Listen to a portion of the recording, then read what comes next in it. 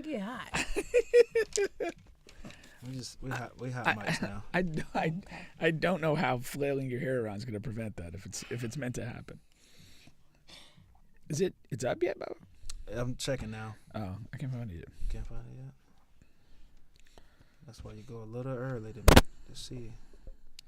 But I have it. Yes, I have it. You got it? It is now up. Well, damn, where is it? You know, Oh, I found it.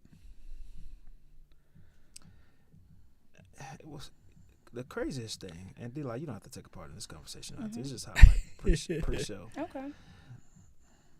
It was funny. I was at the house the other day, and you just be thinking. I was watching our clip from last week.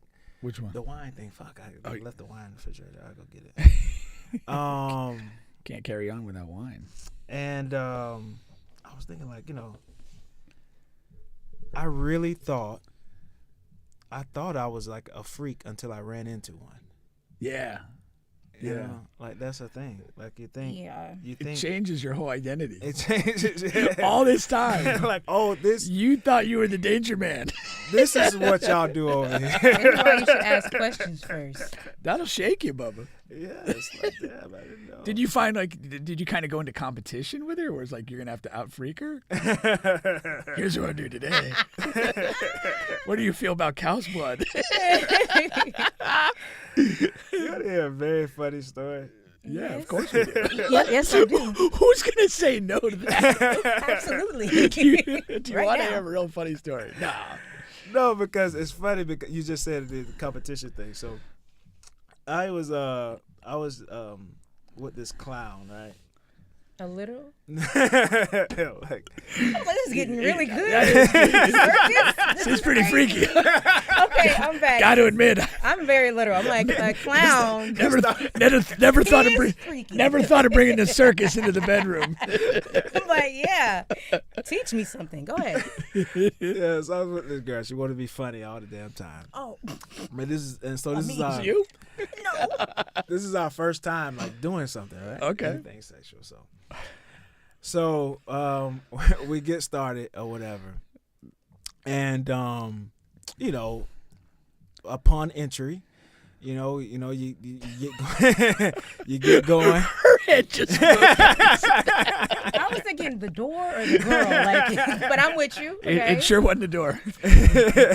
Maybe the back door. Maybe the back door. And I get going, right? And it's like, it's nothing. And see, and at first you want the original sound when you first upon entry, right? Mm-hmm. Or the first reaction or sound. It's nothing. So there's no reaction whatsoever. Right. And so I'm going. So now, turning it up a little bit. I'm in good motion, good motion. Nothing. So now my ego. Now my ego. That's crazy. My ego comes in now, Yes. right? And Hello. and so now I'm like really trying, doom. Nothing. So now I lose it. Did you now check for pulse? I'm a completely different person now, right? So now I say, turn your fucking ass. I just go,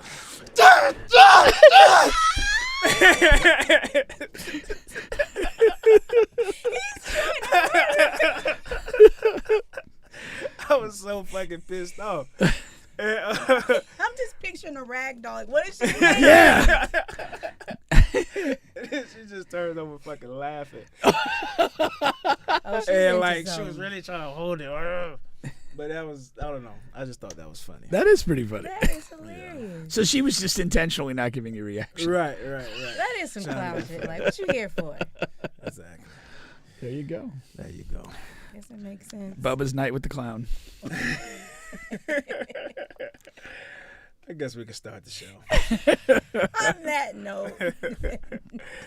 Welcome back on the bench podcast with Bubba and Pink, home of sports, music, and mayhem.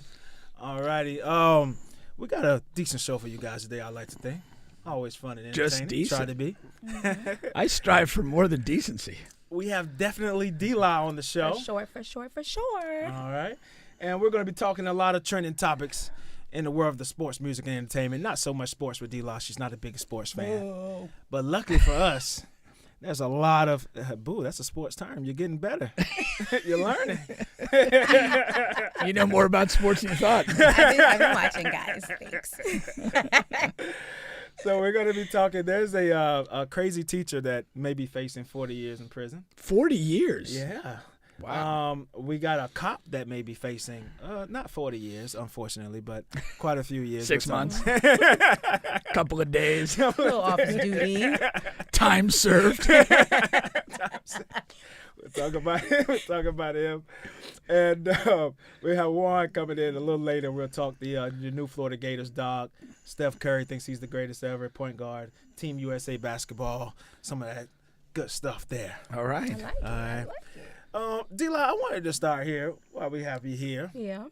And you've been seeing some success in this social media algorithm and clips, funny clips, interesting clips, gym clips, all type of clips. And you're all over the place. TikTok, Instagram, Facebook. Trying to. I got some of your stats up. That's another sports term for you. I know sports just because I'm sick of it. Oh. Don't mean I don't know. I know my sports now. I didn't know that. You had me fooled. No, I used to be a Magic fan, like back in 95, 96. Oh, back in the glory days. Yes, exactly. Back in the glory days. Exactly. Shaq and Penny, right? 95, 96. Yeah. Shout out to the glory hole, too. So, that's a dicey prospect, Bubba. you're right. That is. I wouldn't participate. You offered the shout out, so I'm thinking you've got a participation or trophy back at the crib. No. Won't be that. Won't be any of that. But yeah, so I just wanted to just ask you, how have you been receiving this success? Do you how did you break through the social media algorithm, or is that something you're still fighting? I think the algorithm, it just changes so much. And when I initially started, I started back when everybody didn't want to be on TikTok, back when, they're like, for what? And I was like, we're in the house stuck. But I think TikTok was pretty easy to do in the beginning before all the businesses got on there. And then I kind of messed up with community guidelines. So what'd you do wrong? It just, over the years, I don't know, plenty of things. Matter of fact, one time they almost thought they got me for a nip slip. And I'm like, I'm definitely going to fight this because that was a design on the shirt, And to be quite frank, mine aren't up there. So I was like, this couldn't be what you thought you saw. But different platforms have different algorithms. I just feel like, I don't know, the ones when I'm just chilling are the ones that kind of go viral. There's a few that I do. And I guess my sarcasm looks very real and people take it for not being sarcastic. Real reality. So I don't know. I have fun with it more so, and that's my thing. I'm more out there just having fun. Sarcasm's like a sign of intelligence. I'm brilliant. You are? You know that. I'm brilliant. So it's like No, a guy I used to coach with, he said, when you first meet somebody, say something sarcastic early on, and if they get it, they're probably pretty intelligent, regardless of what you know about them. Mm-hmm. But if they don't, that's like cause for concern that person may not be able to understand information and process it. I agree. Well, there you are. I agree. Yeah. So you have a lot of viewers who are apparently not very smart. No, there's a lot of people who engage with my videos that just don't get it sometimes. Yeah, that's what I'm saying. I make a video and they're like, you need to leave your husband. I'm like, this was a skit. We're in bed cuddled right now. Relax. But yeah. That's a funny thing to say there. Whew. What happened out there? Should I be worried? He should be worried. He wasn't gone very long. He comes back out of breath. I was like, did he get roughed up? Did you Tell go? them I'm new. Did you get to go another quick round with the clown? He got body slam. Like, you want to talk about me now? They're all quick. That's one thing about that. She's out there waiting for you. No, because I saw you post about something when you're talking about the comments. So somebody disrespected you? The guy? You said somebody called you big or something like that. What did he say? The guy about the wife and his higher pay raise? I don't know. You put it on I'm sorry, Facebook. there's a lot of guys that call me big on social media. For some reason, it's like, well, guess what? I could be working out. Go lose some weight. What am I? Are y'all just mad? I'm literally in here sweating fat. What do you think I'm trying to do? And that's when I know America's sick. I'm like, y'all are really gremlins because there's nothing else you could think of. Like, baby, I'm working out and eating a salad. Mom's trying to lose some weight. What? It was so funny because you was like, I sell out so many people. Like, you really have to be specific. You was like, somebody called me fat, and then you were like, I would sit on them. What? How did you craft the joke? I forgot. That was a stand-up joke, man. You were like, I legit have ADHD, so when I have a brain dump, I just dump it all out there, and I really actually try not to do as much. Even though I'm always posting, I'm like, these mere mortals cannot take all of this at once. So I try to just do like 20 a day. 20 a day. But that joke was funny. It was. You were like, I would sit on you, but and make you die or something. No, but dang it. You might like it or something. I said, dang it, Bubba, you took it from me. Well, you should have a direct quote going. I know. No, you can't even find it on my timeline. It's like, and she does post so much. I was gonna say, you'll never find it. I was gonna say, how frequently are you posting? I don't know. You don't know. You're the one doing it. Yeah, but is it like every day? Legit. If we were in, like, if I was right here, I could literally post right now and just keep talking. It's just like pops in my head. It's like a brain dump. Okay. Yeah. You guys should have a segment on ADHD someday, like with real like people who got it. They get it. Like they will get it. But are you false claiming, or is that something you really have? No, baby, I don't. That's not nothing to have. Do you know the downside of that? People say that all the time, though, right? It's certainly better. It's certainly better than HIV. I mean, there's a lot of there's a lot of letters and acronyms and that's better than what? HIV? Yeah. To be honest, some STDs, but HIV. Okay. How are we getting here? Yeah, of course. We just got that's the worst. HIV is the worst, right? Yeah, I think it's among the worst. Yeah. It seems not a lot of people are scared anymore. That's what scares me. I'm like, y'all not scared of those commercials no more? Nah. I'm not. I'm on the record. I'm not. That's just scary to me. Okay, so when you go get tested, I know nobody does it every year. I do it every year. I do it twice a year. Twice a year? Just because it's in the fucking algorithm and they make me do it. But because it's in the but I don't. It's just they all of these numbers. Jacksonville is the highest. Tampa, Orlando, Atlanta. All these places I frequently have sex. And like, where are these people that have all of these AIDS? I believe they're there. I believe they're there. It's just and my listening. luck. Shout out to anyone. It's just my luck, my chance. Right? Forget about Lou Gehrig. You're the luckiest man alive. He's almost like, come find me. I don't see y'all. Relax. I'm gonna keep trying to find you. Don't give up on me. I've been doing a lot of shit, and I'm good. Okay, Bubba? That's a big brag. No, it's not a brag. Man, that's better than ADHD. I know, I'm like, golly. It's not a brag. It's just reality. But no, it's not a reality. I'm not having sex with people in all of these cities. People are like, believe what you hear first. The second part's always a revision. So what is your plan? You just want to continue like? I think I'm one of the people on there who don't really have a plan, and that's not a brag. That's literally because I'm just so scattered with it. It's more of a mood. If I'm in the mood, I'm gonna record. If I'm not, I'm not. And that's like the main thing when I was ever asked, like, hey, do you want to be on our podcast? There's so many people who I feel are so dope, and I definitely feel like our personalities would go. But I know I'm not gonna say yes and commit to something that I know I'm not really gonna be consistent with. So that's really it. Like my podcast, I'm getting up there, small stuff, doing like more just free verse, but I don't have like a big social media plan. When my videos go viral, they go viral because, it's me. No, but I mean, I just do like I feel like I'm girl next door, relatable, funny content, and that's just it. There's a lot of girls next door.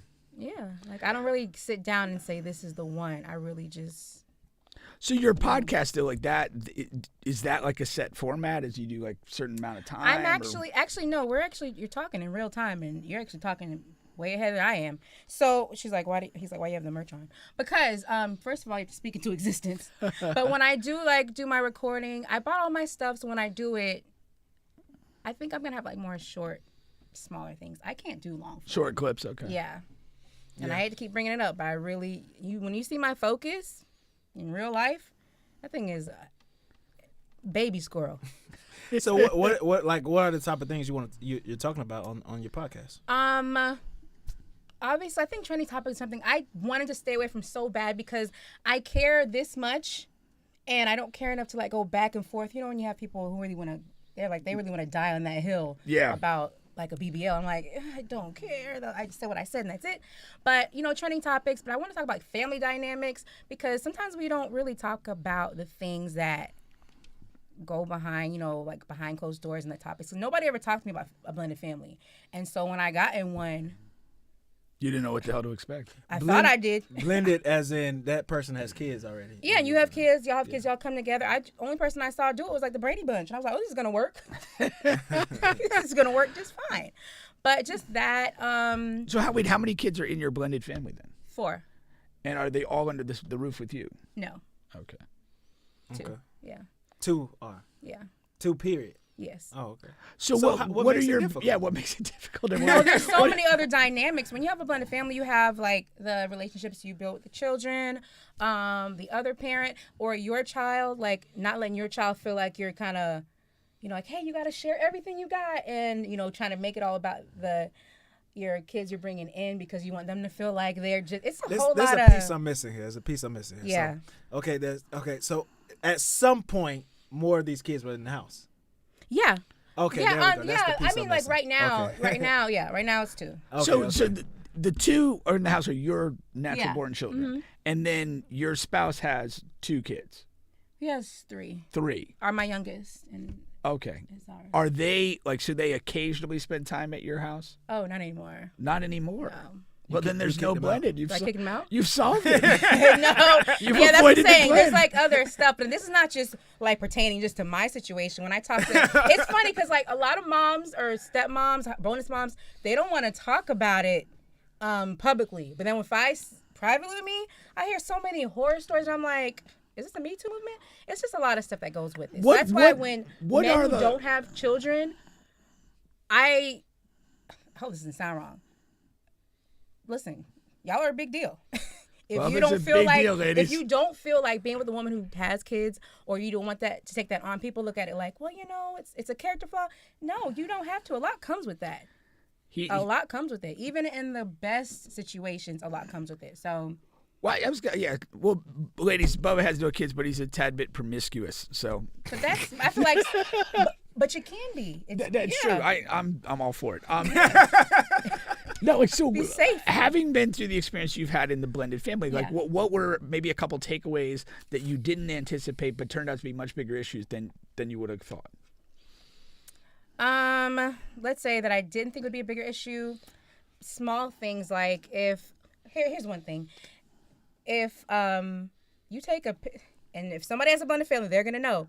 Let's say we're all chilling at the house and I'm like, oh, the kids are playing over there, and it's just my kids over there with dad, chick, and you post that up. It's like, oh, so where are the other ones? Oh, you think you're trying to just take? It's so many and this is not just coming. I'm not saying this is like soul from mom, but this is so many different voices and people, and make sure you're treating this. It's a lot of pressure.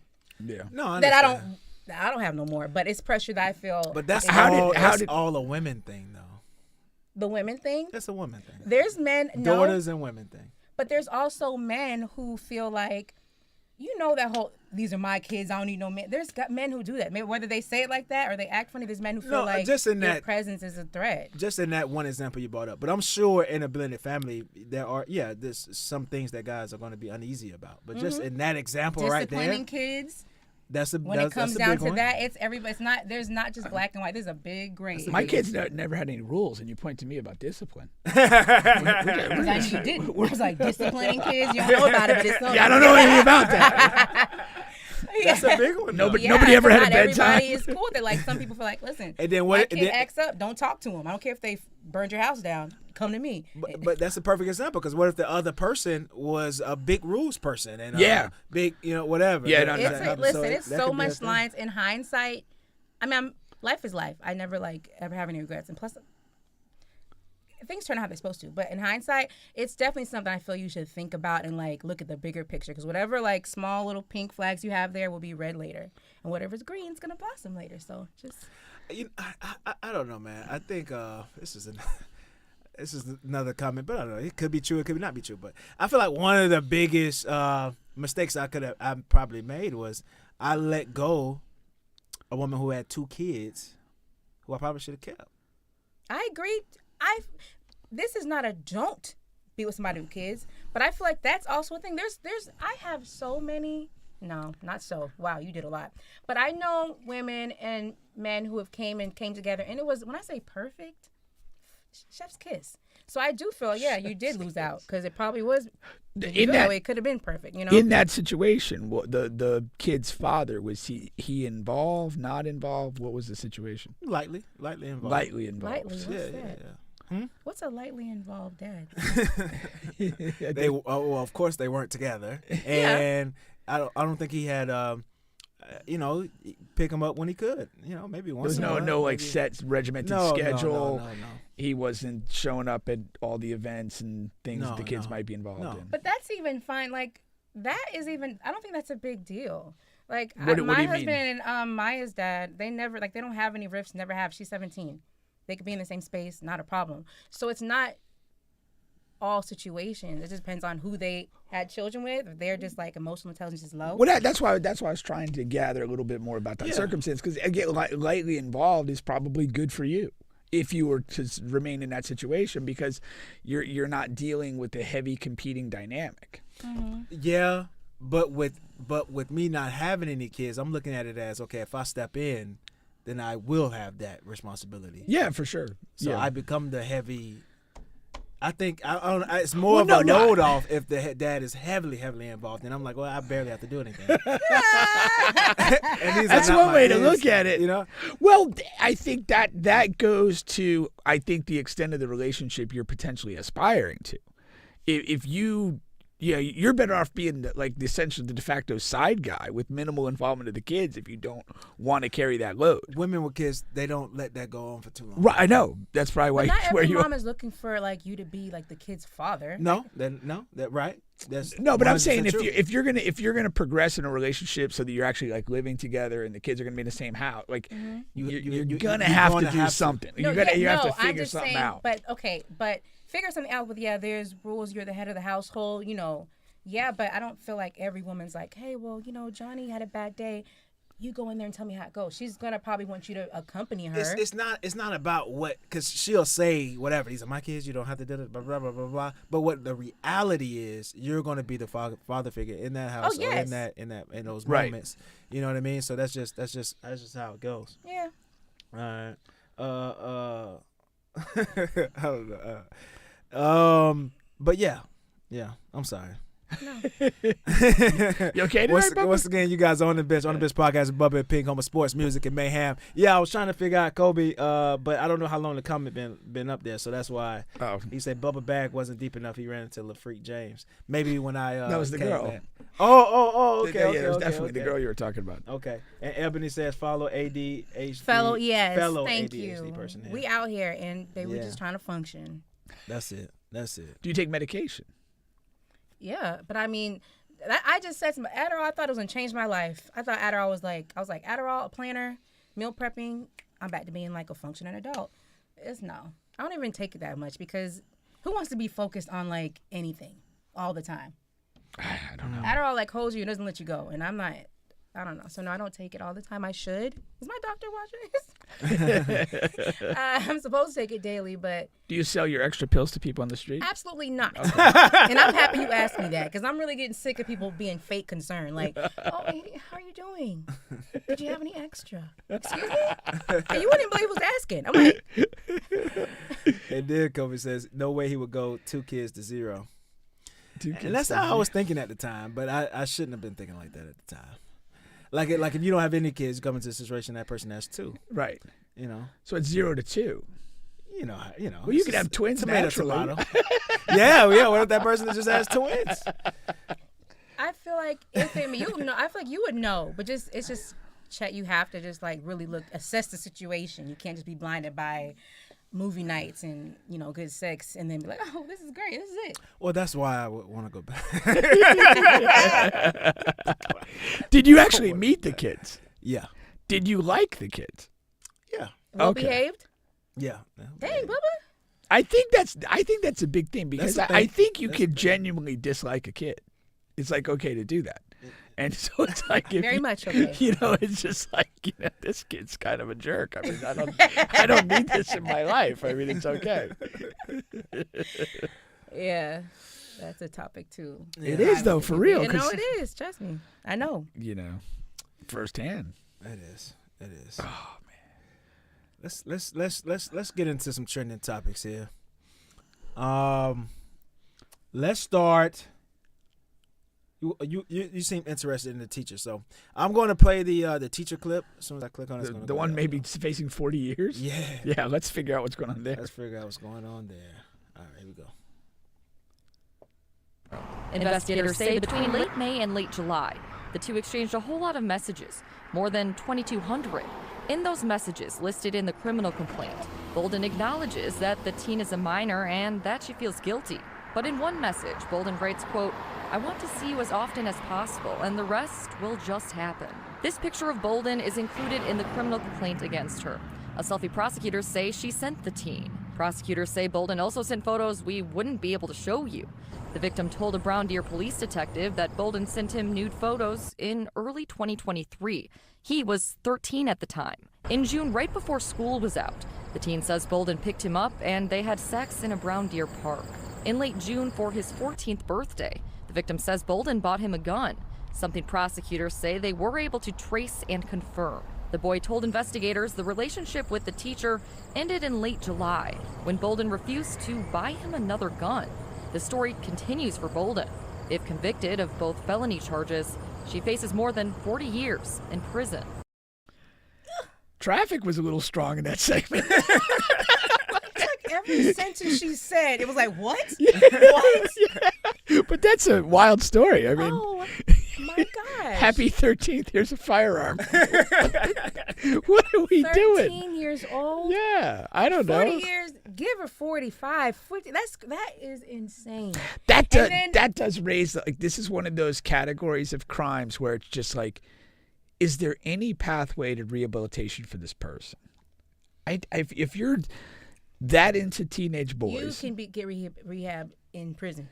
No, but I'm saying like I don't think. I mean, to me, I'm inclined to think that this is a lock her up and throw away the key. Like she does not belong back in circulation. I don't think this is her way. first time. That pretty much. I mean, she's 33. If she gets 40 years. Yeah, but I just like if you're into teenage boys and you're irresponsible enough to buy them firearms, bought him a Glocky? Like what?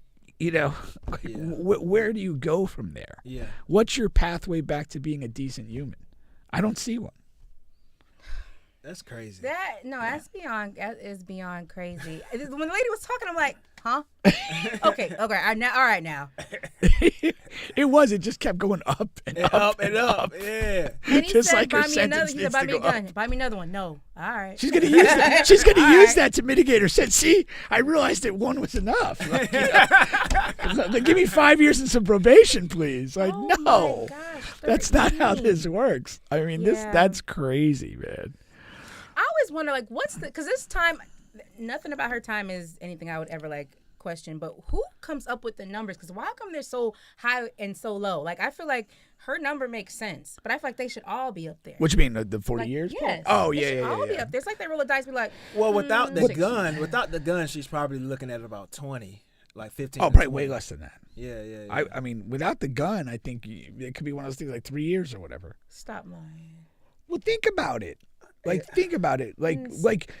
I mean, by comparison, Henry Ruggs, he hits the lady drunk and whatever, and he's getting 3 to 10 years. Like this, I mean, this woman has sex with a 13-year-old. That's what I'm saying. 20 years? The numbers never make sense to me, like where they start and stop. I'm like, huh? This is really crazy. Yeah. I mean, a woman died in that other event. Like, that just, 3 to 10, and now we're going to slap an automatic 20 on her. I know, but this behavior is to me beyond redemption. I don't see her ever coming back and being productive. So I hope they sentence her significantly, because I just she can't interact with kids again. She can't irresponsible around. And firearms. The worst thing about her is they have all of the proof. They said they have photos we cannot show you. Yeah. Well, I mean, if they had sex, I mean, what we know what those photos are. I mean, it's not a secret. Yeah, exactly. I mean, if they But why are you? I mean, like everything you said, like it's just no pathway. You're sending nude pictures to this little boy phone. His mama, like a lot of 12, 13, 14 years old, like their mama still pick up their phones every once in a while. Or they have like family plans to where they can check and what's going on in and out of their phones. Yeah. Like there's no privacy. I mean, maybe is that potentially how this even came to light? Is that maybe the mom or the parent? Well, the way the story goes, he asked for another gun. He said, then, "Where's my gun?" No, that's when the relationship broke up. Apparently, that's probably when he said it. Oh, at that point? That was his breaking point. Yeah. Well, that was his breaking point. If I can't have 2 firearms, I don't want you. Your life is over. I think at that point you have to buy the second firearm. Oh my! Yeah, you do. I mean, if you're looking at it from the perspective of I need to mitigate loss here, and keep this going. And I feel like because the woman and she looks so youngish, people are like they're as 33. soft on it, because any guy doing that, it's still awkward. He's at the cross. He's nailed at the cross. It's 99.99. Yeah, unless you're a great R&B singer. Very true. Then we'll overlook it for a couple. We're gonna forgive something. We'll overlook it for a couple decades. The first 10 or 11 humans we'll let you slide. No, there is completely a double standard. I mean, most guys would reaction to teacher having sex with 13. If you were in middle school, you wanted the hottest teacher in the school to take you to the back room. He's a legend. Yeah, he's a legend. He had sex with his teacher at a park in the car. Yeah. He's a legend. And he got a gun. Out of him. This guy's untouchable. With a gun. He could have any chick he wants on the playground, in the gym. Crazy, anybody. He's the guy, man. He's the guy. Look at that picture. Girl. Child time. That's just so crazy. Sick, man. That is, though. That is. But it also, we've kind of talked about this in the past. It also invites the question: is this a woman was she abused as a child, as a young teenager, by an older male, and therefore somehow in her processing of that, she becomes comfortable being the older person in a controlling situation? She still knows it's wrong. I mean, I believe that is a thing. Yeah. Yes. Do I feel like it takes away? No, because there's people who also have had that and they choose not to do that. Right. So it's right. all. What about the people who always shout, well, in other countries the sexual age is 14 and 15. What do you say? It's a really weird argument. I think we didn't touch on it directly, but the story when there was the father got really mad at the daughter for having a guy or two in the house, and he was there's this thing of there's a level where you want to be respectful of other cultures and the way people choose to live their lives, but I do think there's just there's some baseline threshold of decency that needs to come into play. You can't blatantly oppress people, blatantly abuse people for reasons that don't make sense. You can't flip that and say, well, hey, the United States was okay with slavery. Hey, it's their culture. No, it's fundamentally wrong. It has to be dealt with. It has to be addressed and called that. And so if you have a culture where, grown adult people it's accepted to have sex and things with 12, 13-year-old people, and we just can't back and just say culture. Oh, it's your culture. It's cool. No objection. Honestly, what are the rules where you're at? If you have a job, they have rules of orientation. Here, guess what? You can't be on your phone. At this job, you can. In this, you can't do it here. So it don't matter what they're doing over there. Well, but I think it does matter in terms of humanity. It doesn't matter as far as saying, why can't we, since they are. Oh, yeah. No, but I'm saying that there should be a standard I get what you're for saying. human decency that's 100%. bigger than culture. And we have to be able to say, hey, this is just fundamentally wrong. Like, I mean, you look at the thing like, like whatever, 10, 11-year-old kids working in factories, like 40 hours a week for a free taco. I mean, it's just wrong. I feel so bad about it can't be, There's ordering from Shein. there's a fundamental thing that youth need to be able to develop. Yes. And if you are burdening them with oppressive work, if you're abusing them sexually and mentally, you are doing a disservice to humanity. Take national borders out, take cultural borders out. That's wrong. I agree. That can't be done. Yeah, and that is a thing. What your experience as a child, because we can make light jokes about this kid here, but he can have issues when he gets older. He will. Yeah, guaranteed. He will. Yes, Guaranteed. he's gonna have the boys saying, "Oh, you did it," that high fiving, but it's still going. You're gonna already be hypersexual. Yeah. It's gonna do so much. It can do something. So much. And the guns. I mean, in this scenario, those are connected. Those are connected.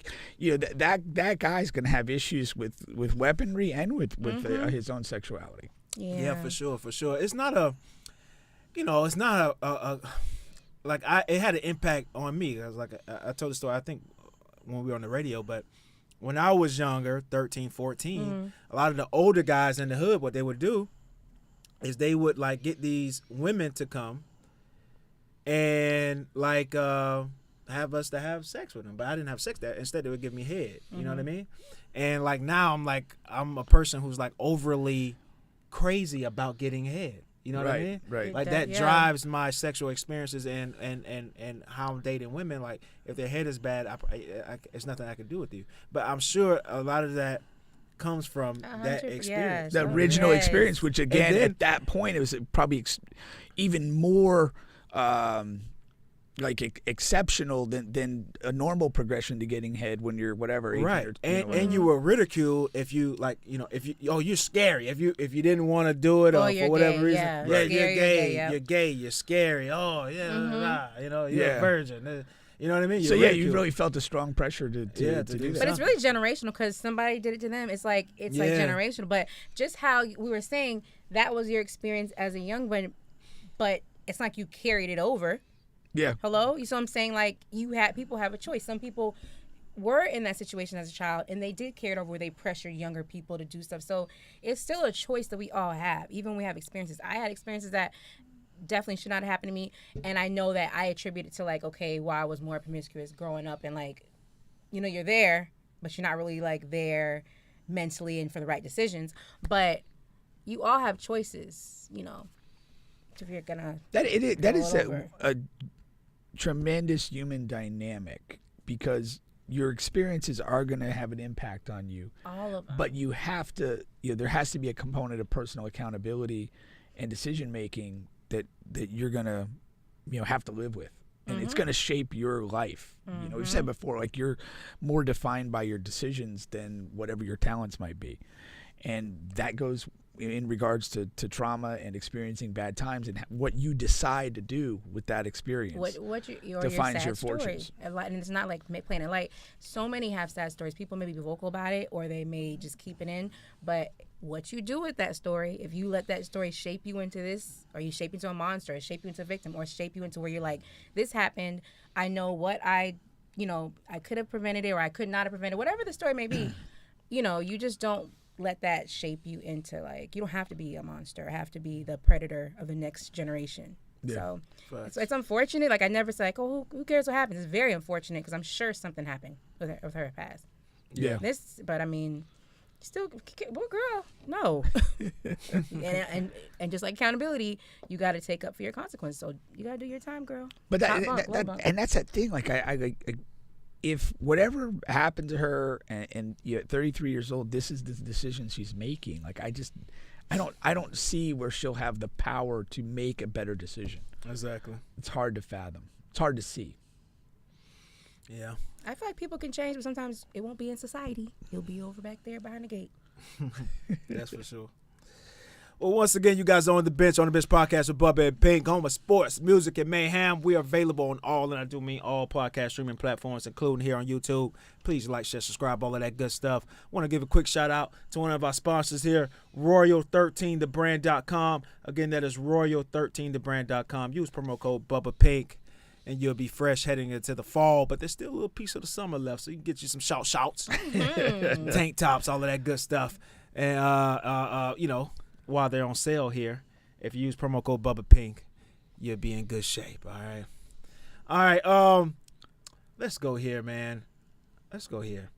So, another trending topic here is there was a 10-year-old boy in Mississippi.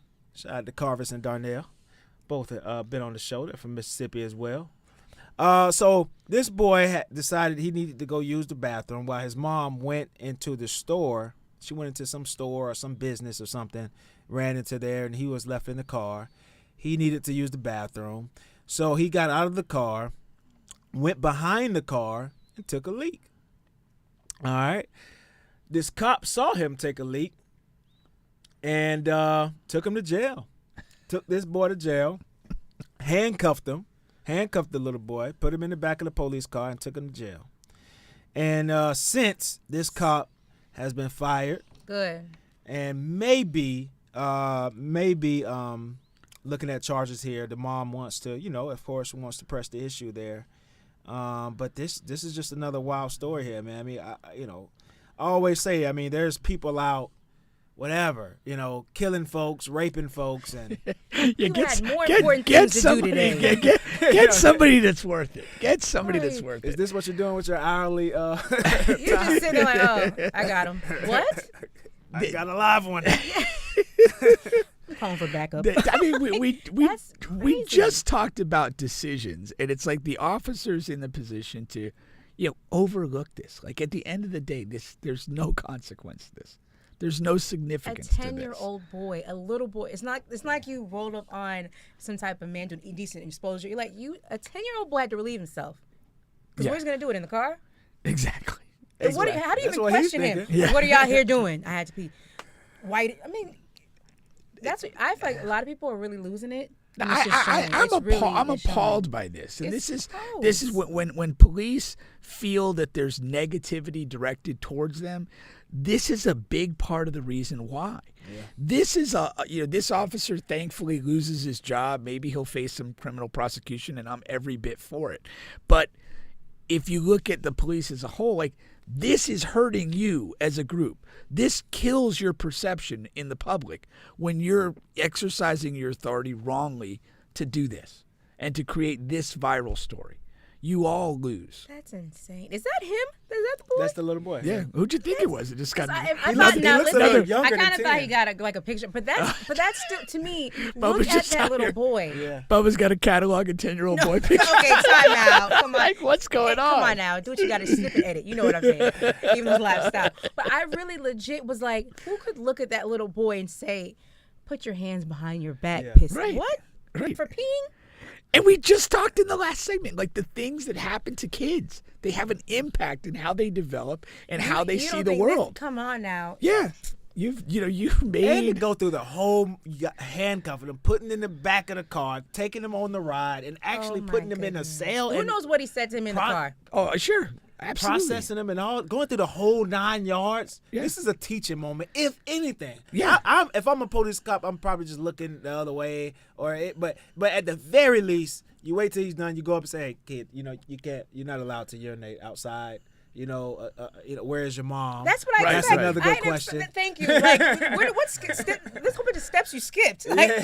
Minors out here by themselves. They're pissing. Where's mom?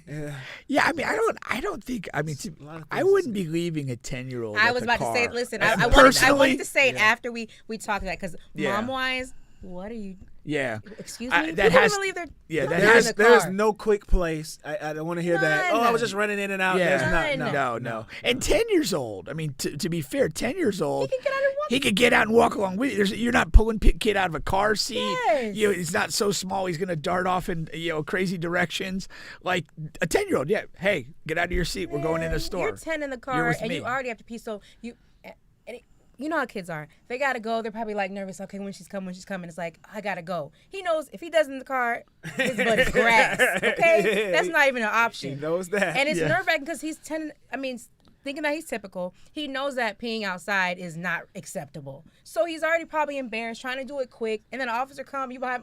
This is gonna impact him. My goodness. Yeah, this is terrible. But again, the mom can't be absolved, or if it's the dad that had him. I do have question like, hello. It was the mom. It was the mom who had him. Yeah, you can't be absolved. I mean, 10-year-old kid, take him to the store. I mean, don't even let this happen. This makes no sense. Yeah, she's definitely gonna sue. It's one of those things where you gotta keep just talking loud so they don't ask you questions like, where were you? They gotta, you know what I'm saying?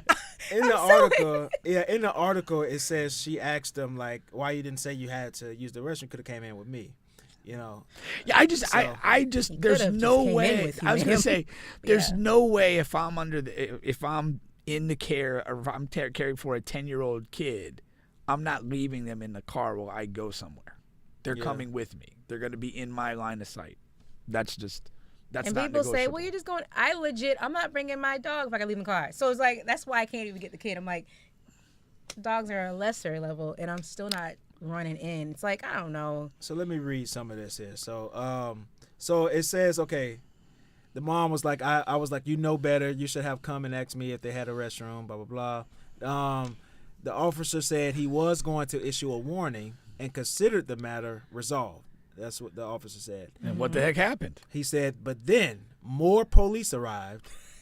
So he had to go with it. He's like, oh, my friends are here. Called for backup? There's no other crime happening in Mississippi. But that's crazy. More came and no one stopped this? Okay, hold on. All your powers combined? Hey, hold on. Remember George Floyd. So he says, okay, so one of the officers says, no, this child needs to go to jail.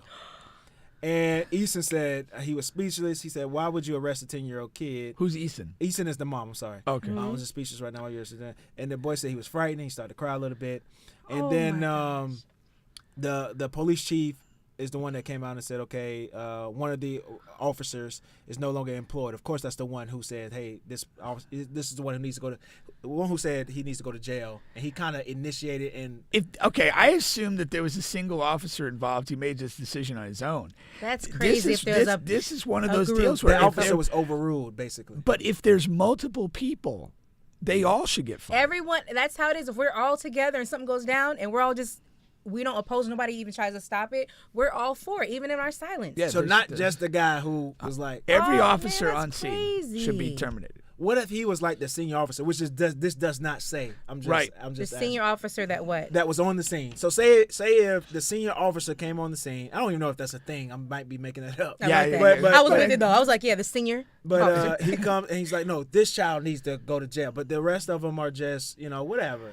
Yeah, I'd have to have that well fleshed out to make a decision. But my first inclination is anybody who stands by this is just not acceptable. Yeah, you can't, and again, if you value the brand of the police, if you're a law enforcement officer and you value your brand, you got to be better than this. Yeah, that's what the whole message is. It's speaking up. Just because don't do this, the whole code, like, okay, we're all gonna hush or go with it. Somebody has to say, no, this isn't right, and that's the whole big thing that a lot are getting together and no one's speaking up. It's like all for one for all. Yeah, and not to make it like this, but I just hope the police wasn't black. For the love of God.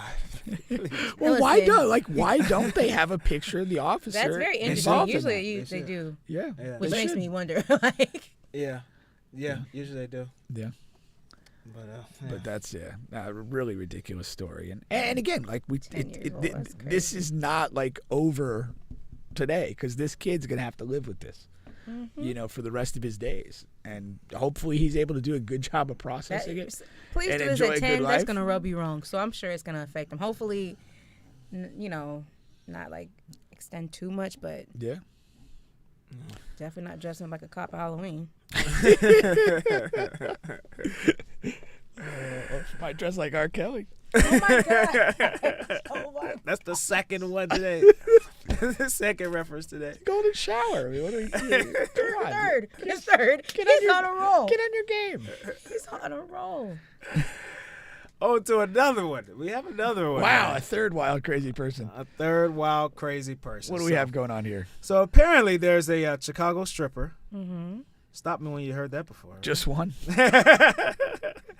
So she went viral on social media because apparently her and her ex-boyfriend got into it, right? They got into it, and I guess they At the got, club? No. They got into it. I guess like on social media. They're talking about each other, right? Always the best place to do your fighting.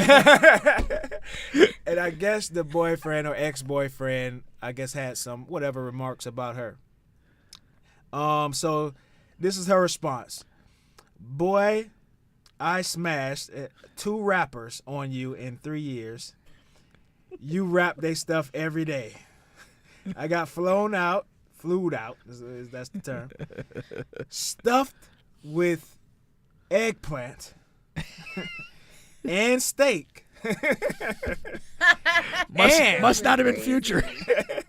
And got paid. How did you think my body got done? Who did you think bought my Rolex? Who really won? Bye. I never looked at you like my man. Ugh. The flex is so strange. I was gonna say, like, is that really a win? So like, it's strange. basically you're a prostitute. That's winning.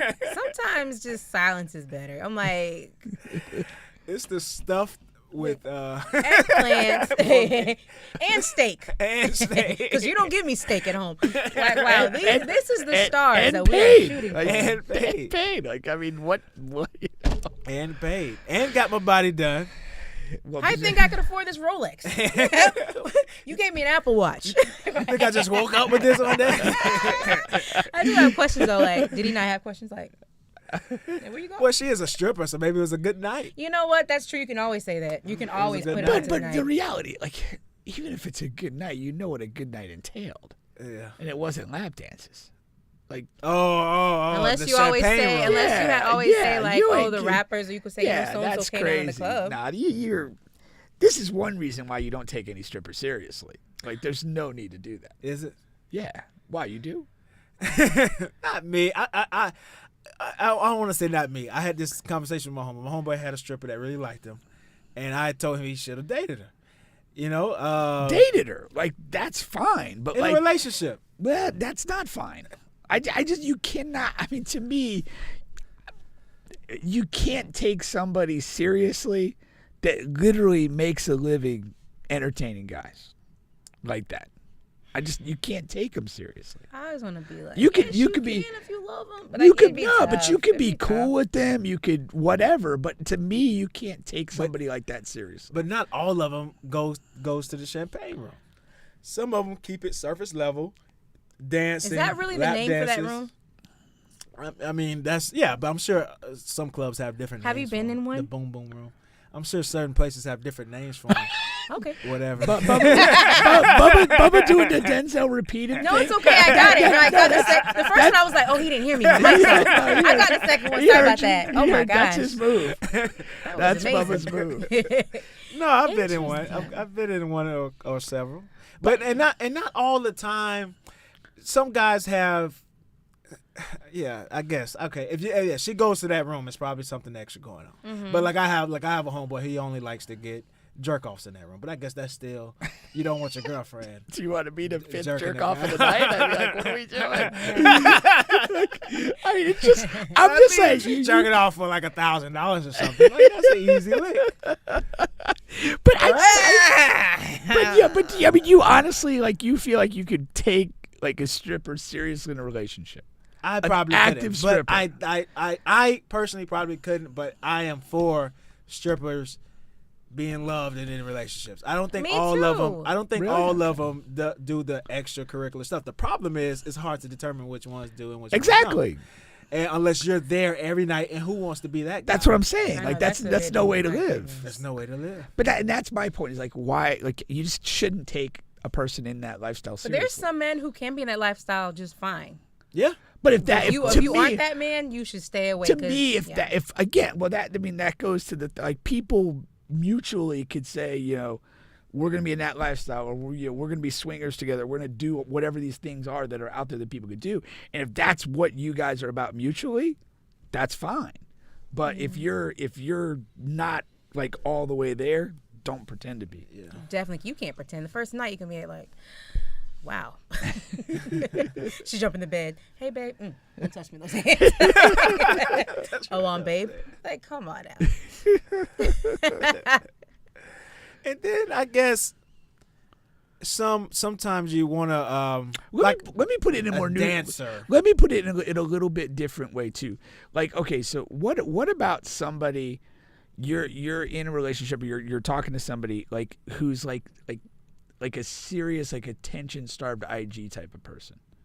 Like, can you take them seriously in a relationship? IG model or just I understood your question. Yeah, Somebody's over there yeah. on social media, maybe posting, like revealing pictures, stuff like that. Those yeah, type just of women. yeah, I ain't talking about like, and that's the attention-starving thing. And it's women. like, to me, That's another thing. if somebody needs that much attention to be satisfied, it's not going to work for you, because you're not that. They need all that attention, and you're not going to be able to do that. I think women in general require a lot of attention. True. So then when you go to the extra ones, the ones who need the extra, sometimes that's not a problem. Because what times though? Like, and when I'm saying take you seriously, I'm saying like you're getting to the point where you're going to be in like a live together relationship. You're going to be married. That's the Like route monogamous? you're going. I'm going to harness it. Like, okay, let's move this to OnlyFans or something. Like, let's. So you're negotiating. You're really gonna do that and produce it. Yeah, because then I'm not at the strip club every night guy. I'm the. Oh, you want her off the pole? I'm the producer and behind the camera. Yeah, now we're making money together. It might be feet pictures here, it might be ass pictures there. Would you be cool with that? I'm like, controlling. Seriously? I'm controlling the DMs. Real. But see, that's a whole other matter. How you control the DMs? See, I don't think if that's we're making money. I don't see. I think you're gonna have a hard time striking that deal. Because Now you sound like a pimp. I gotta pay you. Yeah, Of course. See what I'm saying? Okay, No, all we right. get money together. No, You- she don't you- really need you to we do get that. money together. Those platforms, like the interface, is not that difficult. She's you can post your own pictures. Yeah, and if you're we gonna- know how to if you're gonna mingle in exercise that messages. level of control, you're just her pimp. You're not her man. I don't think women that's in that lane are that bright. I think they're underselling the So wait, interface. but What do you mean? But going to that point, do you want to take somebody who's not that bright that seriously? I'm okay with that. I'm okay Really? with broke women and women that are not that bright. I'm okay with those women. Okay. Yeah. As your partner, Yeah. as your wife. But let's keep in mind that Bubba does not have an official partner. So He says it's so chill. I'm okay. Yeah, somebody has. You haven't lived these realities. That's my point. Please talk hypothetically. Yeah, I'm it's okay still, with a woman it's with no still head. very theoretical right now. Yeah, but You guys aren't arguing over OnlyFans content yet. Yeah, you really went in last night. I didn't see this video. Like you were at work. But that is a good question, because especially in the era we're in now, a lot of guys are having to deal with that and wonder how to deal with that, right? So yeah, it's interesting, because I have a lot of I got quite a few women I follow on social media, whether it's Snapchat or IG, and now they moved that content to close friends, but it's still out there, Right. You could just ask, hey, let me be a part of your close friends now, and then they add you, and then now all of a sudden it's not the Dee La workout close friends. I'm talking about You the laugh? real deal. I hear it. Oh, you laughed? That was funny. friends. First of all, when I put that gym thing a long time ago, that was an accident. You know how close to close friends I hit it, and it was one time, and everybody's like, "Get this out of here." It was The one interface. time. The interface a Oh, little difficult. please. My thumb is chubby. It was my thumb. And not that easy, man. Somebody said, "What is this?" And honestly, the women were mad than y'all. Like y'all were like, "What?" And we're like, "Please get this out of here." I'm like, "Damn, okay, sis." I'm like, "Give me a second." But you have to manage, like, okay, can you be okay with your woman getting 15, 20 dick pics a week or something, Because that's true. You have to, What's an acceptable rate? Are you more of a 5 to 10 guy? What's going on? Because the average woman complains anyway. Like the ones who just whatever hunky dory, they're probably getting whatever 1 or 2 a week anyhow. Yeah. I don't know. You want to chip in on this one? It's slowed down. No, mine. I haven't seen a dick pic in my DMs, and so don't even start now. But I haven't in so long. But the difference between you will post. You post content with you and your man, Yeah. Trey, right? So guys don't. Who cares about? When's the last guy you know care about a husband? but that slows down. No, it does slow it down. But I also like when I was getting them, I was flaming them First of all, don't send them. First of all, y'all need to learn how to send them. If they want to, you got to know that the woman wants to see it. You kind of get a vibe. And why is it ashy? What's that trash can in the back with tissue all over? Like, did you even look at your background? It's a mess. Like from a content standpoint, you thought this was acceptable to send to me? There was this picture I saw like years and years ago, but it was a girl like dressed provocatively, and she's doing the bathroom selfie. But if you look closely, there was an unflushed turd in the toilet. It was so insane. I saw one time, and there was boo boo on the toilet seat. I'm like, what?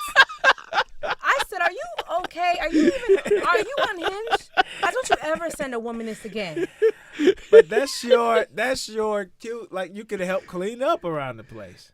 No, I got this like a few years ago. I was pissed. And those are the ones that go into like Wait. the chat. Like, no, that one. You want her to go over and clean the guy's toilet? He must be speaking like I didn't even mean you. I thought you meant like you into the universe. Hold on, that took a moment of reflection. That eggplant pic you sent, it was crazy. But I'm gonna come over and clean your toilet bowl. Ew, what? Ma'am. And maybe lotion you up a bit. The lotion, that's the simplest thing. Like, why do y'all skip that line? Like, what? Oh man. That's crazy. That is nuts. Yeah. That is crazy. What But filter is this? Like, we've been trying to get a stripper on here because there are questions we want to ask. oh my gosh, that'd be such a dope show. Yeah. It would be. Well, we tried for like maybe like a few weeks to a month. Then we kind of like we backed off. Is there none, or nobody wanted to? The couple I asked were a little weary about getting on. Yeah, because they were asked like, okay, what are we gonna talk about? And yeah, we'll talk about it every single thing. Hey, the good stuff, the really good stuff. Yeah, we don't want to talk about the DJ's playlist.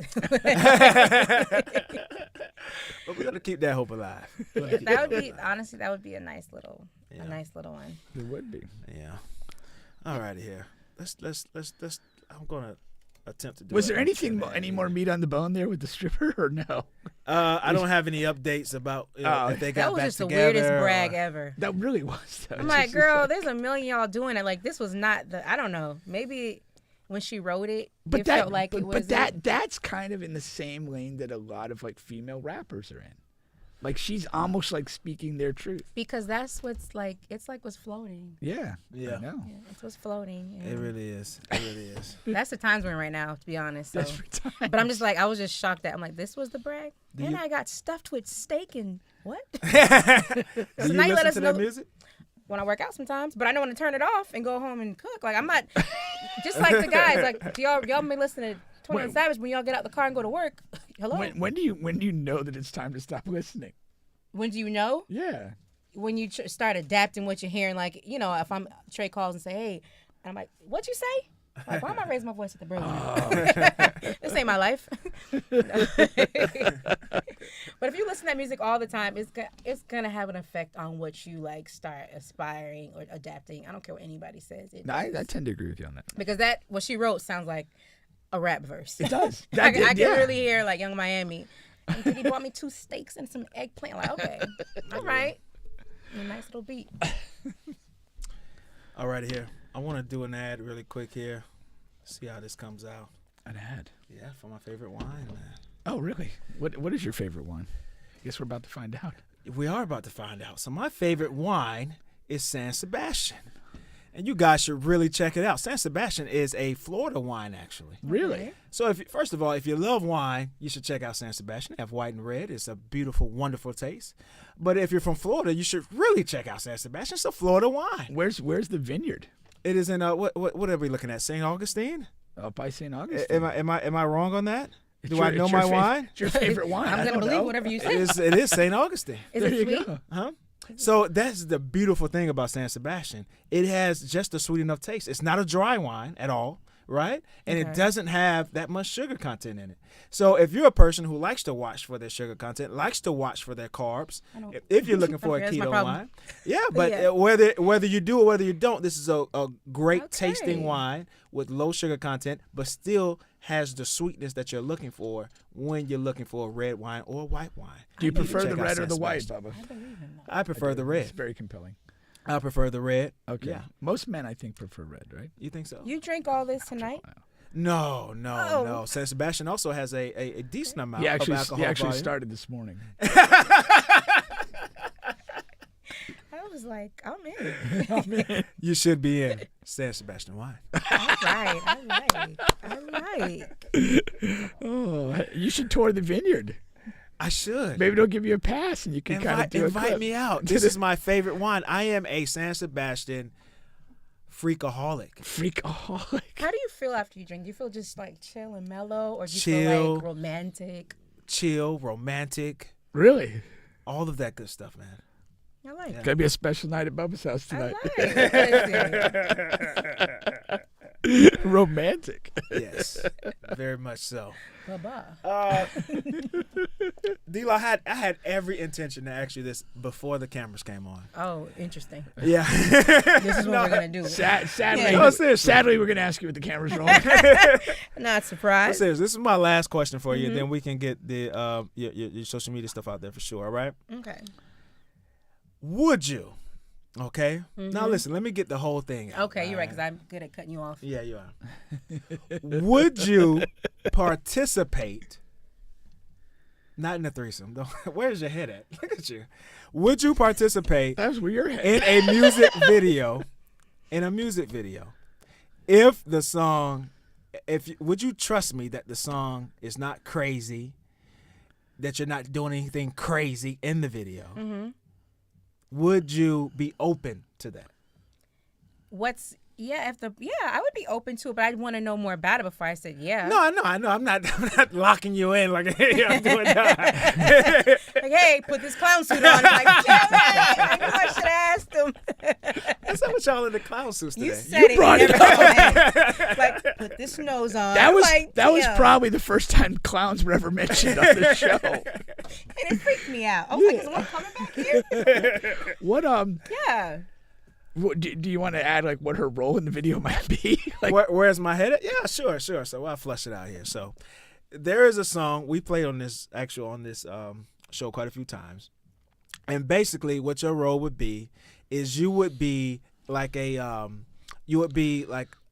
a relationship with a person, and this person is always busy, right? And so you're asking this person like, hey, why, come support me for a change. I'm always supporting you and your endeavors and your rapping and this and that.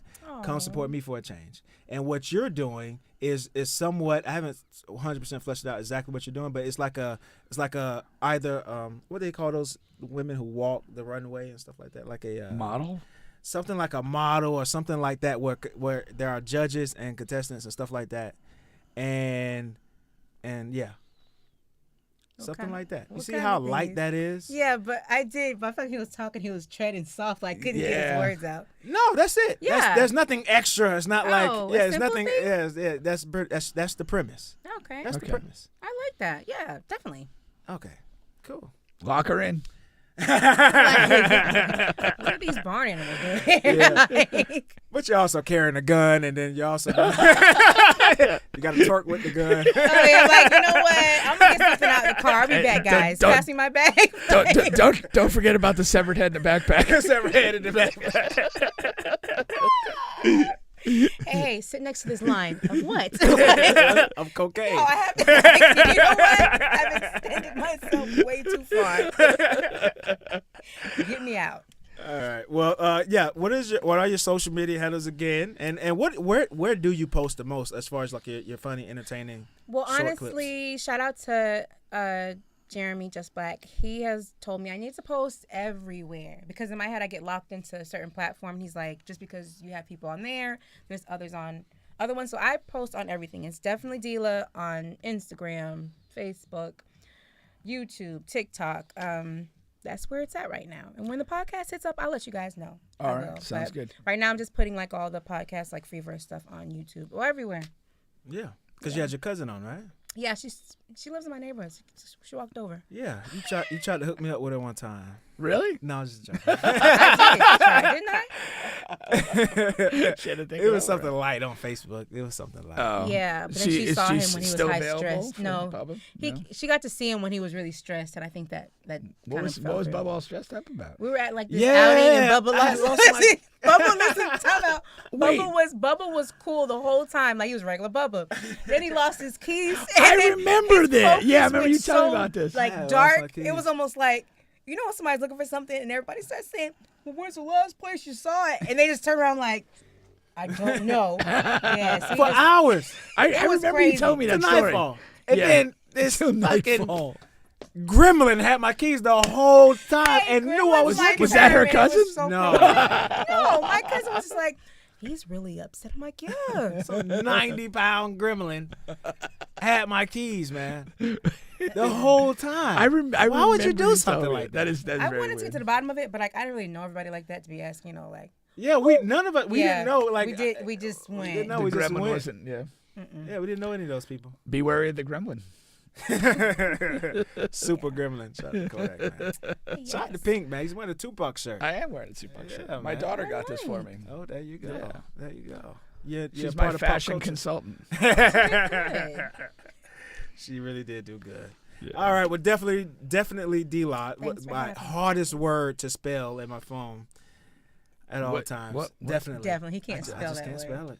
Doesn't it Yeah, kind of give so you that good. assist if you punch in the first couple letters? I can't even get that right. He'd be like, D-I-F-F. He's like, dang it. It's just like, So sometimes he'll just put D-E-F or something. this is going on 20 years, man. This is a problem I have. I guess you were an early elimination in the spelling bee. Here you go. I don't know. Yeah, I don't think he messed with spelling. I can just tell. Here goes Bubba with another first round exit. Can I get it in a sentence? So like the word is that. we gave him cat and we spotted Messiah today. He couldn't bring it home. Cat. That's crazy.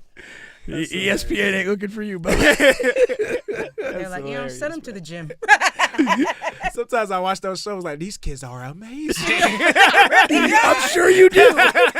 Yo, the day I realized pneumonia had a P in front, I was like, these kids are brilliant. Like, we're the slow one, though. Protect the future. We ain't it. Stop arresting him at 10 for peeing in public. Oh, man. We need him. That guy could be a future spelling bee champion. Well, we appreciate you coming on, Yes, Dee La. absolutely. We're gonna get you off and get Juan on here, Okay. and we're gonna talk about the thing you hate the most. Sports. Boo, everybody lose. Why the deep hatred of sports? Cause I know Tired of y'all it. like it. That's You it. just want to be I confrontational? just want to ruin y'all's moment. Yeah. You won't. Is Trey No, when- is Trey a huge sports person? Is he? He's Oh, yeah. like cussing in the TV, acting crazy. I just go in the room. And sometimes when the championships come out, that's when I come, like the last game. And I just start screaming too, like I care the whole season. That's how I show my I can't believe this is happening. We haven't played like this all year. That's me. Who's his So in team? our home, it's the Gators, There we go. Jacksonville Jaguars, and as far as basketball, He's a Florida who's man. He's a Florida man. bad? The Heat? Whatever, LeBron.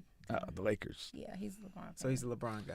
So Okay. he was the Heat for a little while. But he's definitely like he goes hard like Gators and He's a good man. Jacksonville Jaguars. Yeah. He's a good man. I like So him I know when already. to wear my colors. I'm like, oh, I like him already. blue and orange. Okay, that's it. There we go. There we go. All righty. Well, thank you.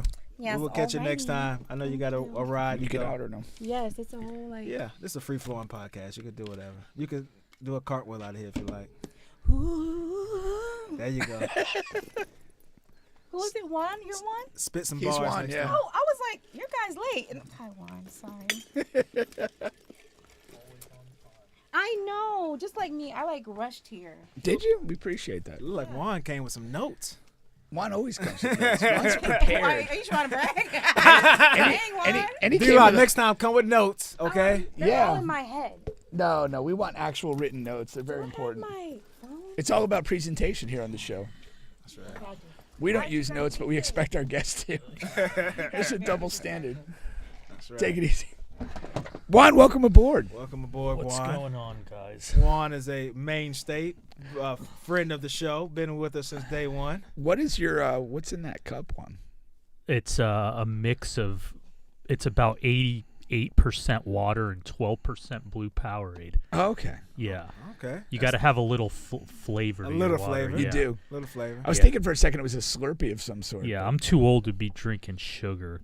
Are you? All that sugar. All that sugar, and especially in that big a cup. So That's Yeah. why I drink San Sebastian wine. Low in sugar, man. One of the lowest sugar content. Yeah, I Way to saw circle that back in. I didn't know Florida. I didn't know Florida had vineyards. I didn't think. There you go. Yeah, I thought you needed like different type of environmental conditions to have a vineyard. Yeah. So You learn new things every day. yeah. And hopefully we're going to learn some new things today with Juan here on the show. Yeah. Really quick, Juan actually engineered this Bubba and Pink thing here, man. Yes, he did. Bringing us on the community sports report, and I didn't know Pink from a can of paint. And there you go. Started a sports podcast relationship here. You didn't know off the mic relationship as well. you didn't That's know right. Pink from Winter Park? No, I did not. Oh, okay. He was a part of the regimen that cut me from the team. And that's, One of the best decisions we ever made as a program. but I did not know him then. No. Yeah. Okay. So there you go. Bubba just didn't get to show his defensive qualities in the tryout process. Yeah. Did not. He wasn't cutting water off back then. No, There were leaks in the clamps. And then he fix them up. That's for sure. Now, Cutting water. there may not be many leaks with Team USA, man. Team USA is on its journey. Now, they have completed the exhibition portion of this tournament, correct? Yeah. Right, with their last game. So now they're about to get into the Yeah. real action here. Yeah, they What- start Saturday. Okay. And they play, their first game is against New Zealand. Who's Saturday on that at New 8:30. Zealand team? Anybody with NBA pedigree? Or? Not Steven Adams. Because he's heard of something. I saw something, right? He's not Yeah, on it. He's just so not a part of it this year. Well, so. yeah, we'll get to that later, but there are the story for this World Cup is there are a lot of guys that are that are not playing more so than the ones that are, and you've seen that recently more so because as you guys see, basketball is a game that it's a year-round game, and the more so the absence of Jamal Murray from Team Canada, it really hurts them because they went from a team who was probably going to get or going to be a factor in the late rounds to a team that's just like average, and they'll get out of their group. They should, because they have France, Canada, Latvia is pretty good. I've seen them play 2 or 3 times, and they can beat Canada, but Canada's got more talent. Is Andrew Wiggins playing? No, Andrew Wiggins hasn't played for Canada in 8 years. See, I'm going to say this. I really find this disappointing. I think the way the game of basketball has evolved internationally, it can be very close to the World Cup of soccer if everybody plays. Yeah. And when you look at like the World Cup and soccer, it's a year-round game too. Don't be fooled. But there is a prestige to playing in the World Cup that guys, gear their year for. If it's a World Cup year, they want to be as healthy as possible to show out in the World Cup. And I think that the mentality right now internationally is not there in basketball, and it's unfortunate because I really think we could have an absolute hell of a tournament if the best of the best play. Yeah, well, you know what? Hold on, real quick on that point. Correct me on this, but this is not the World Cup for basketball, right? It is. It is. It is. Yeah. So what is Olympic? What is that? Olympic basketball is Olympic basketball. Isn't that bigger than the World Yeah, Cup? well, Of It has been, Yeah. but because What's more important? well, right It depends who now, you ask. yeah, but right now, historically, the Olympics have been. But to me, again, we're not talking 40 years ago when the U.S. just smokes everybody.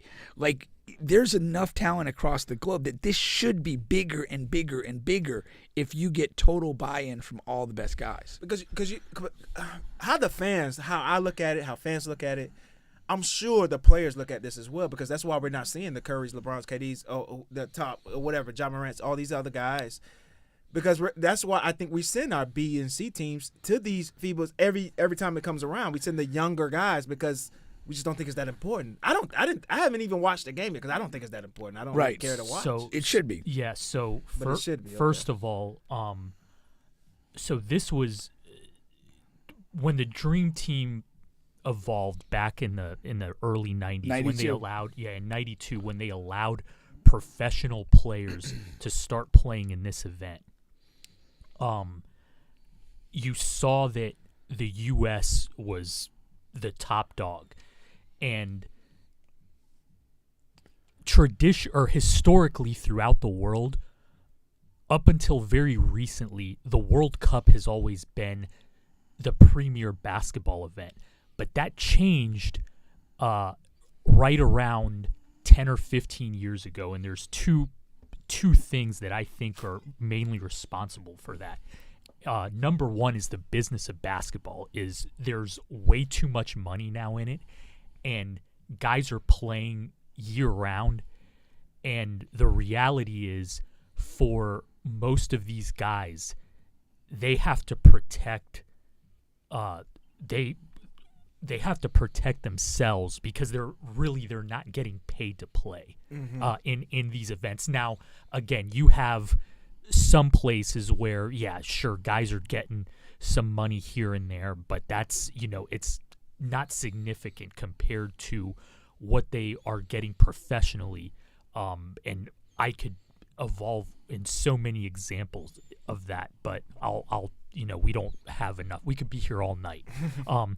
Secondly is, so since the United States has had professional players, there was the Olympic disaster in 2004, and they've won every other Olympics since then. And then 92, 96, 2000. Well, and I do want to say this, though, the Redeem team, they actually played in the World Championships in 2006. And they lost in the semifinal to Greece. This same the type. Redeem team. That was LeBron. and No, but I'm saying this is the same tournament. Same tournament. Okay. Yes.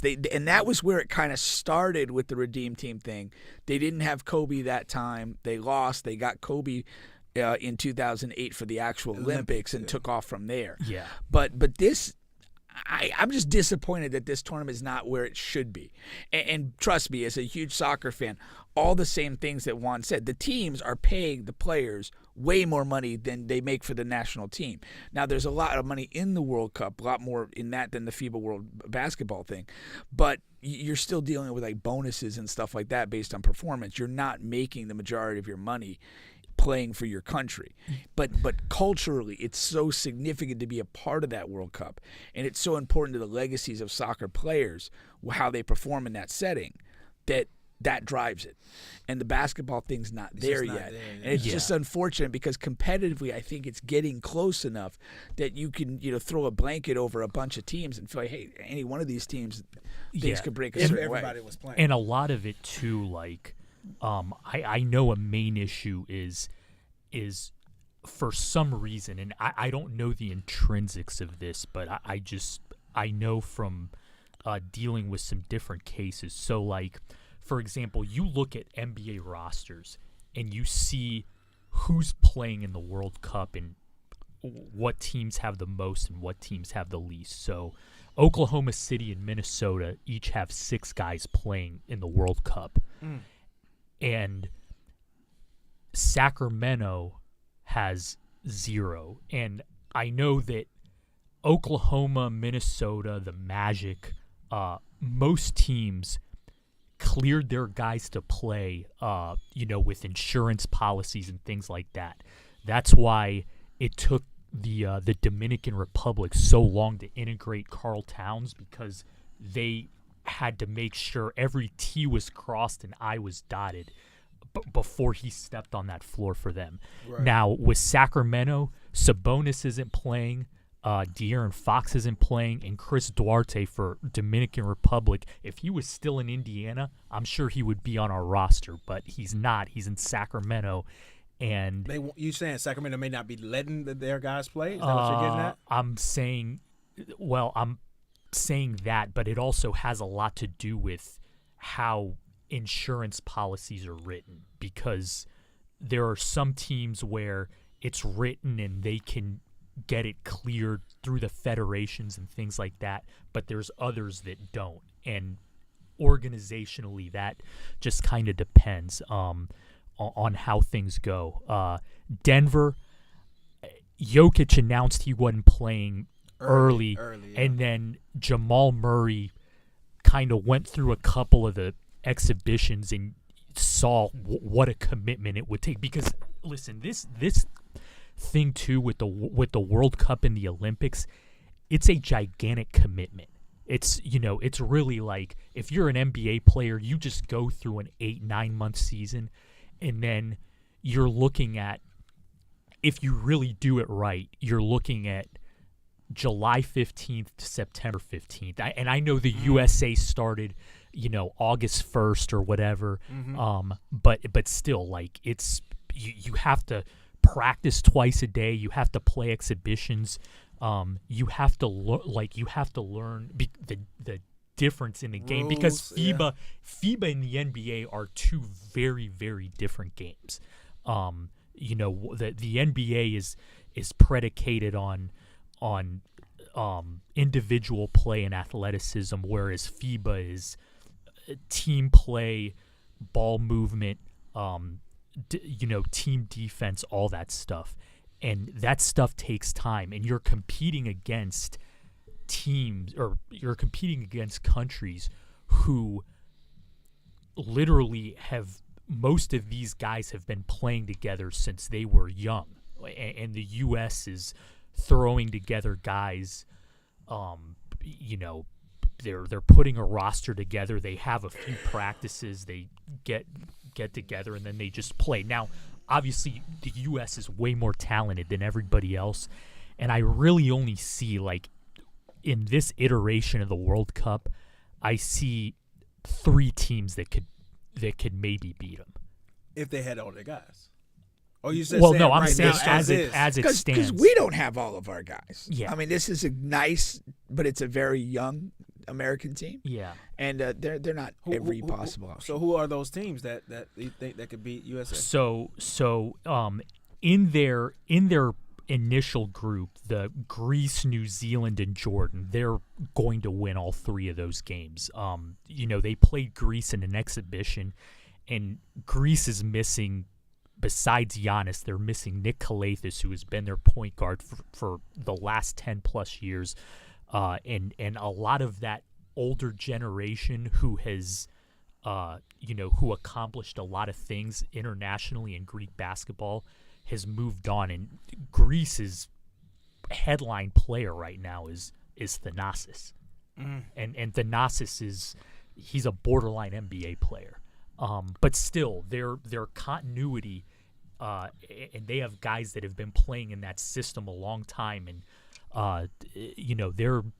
they're going to be the toughest team that they have to play in the first 3 games, and then in the second 2 games, they will likely play Lithuania, who is missing a few guys. Valanciunas is their headliner, but they're missing Domantas Sabonis, who is their best player. And then they'll play Montenegro, who features Nick Vucevic and Kendrick Perry. KP, baby. So, yeah, so KP, hopefully we'll get to see him go up against Anthony Edwards in the USA team, but I don't see the U.S. having an issue in each of those first 5 games, which will get them to the semifinal, the quarterfinal. So every team's goal in this is to qualify for the Olympics. You have to, if you're in the Americas, which that's the United States' region, they have to finish top 2 in out of the Americas. So essentially, you're competing against your group, but you're also competing against other teams that are not in your group. So with the U.S., they're competing against Dominican Republic, who they would likely face in the quarterfinal. If both teams progress that far, and then in that same category, you have Puerto Rico. Now, Puerto Rico's a little bit. They're not what they have been. I mean, they have Tremont Waters, who you guys might remember him from LSU, and they have Jordan Howard, who played at Georgetown, and then they pretty much have a bunch of dudes who play in the Puerto Rican League, and most of them are they're second or third generation Puerto Rican, which that's another thing we can touch on, because there's a lot of controversy, let's say, surrounding some of these teams and who they naturalize and all that stuff. And then from the other teams you have in the Americas, you have Mexico, who's they qualified, but Juan Toscano Anderson he's now with. He was with Utah. Yeah, I think he's still a free agent. Yeah, I mean, he announced his retirement from national team play, so I don't. Oh, so he's not playing in this? Yeah, he's not. Why not?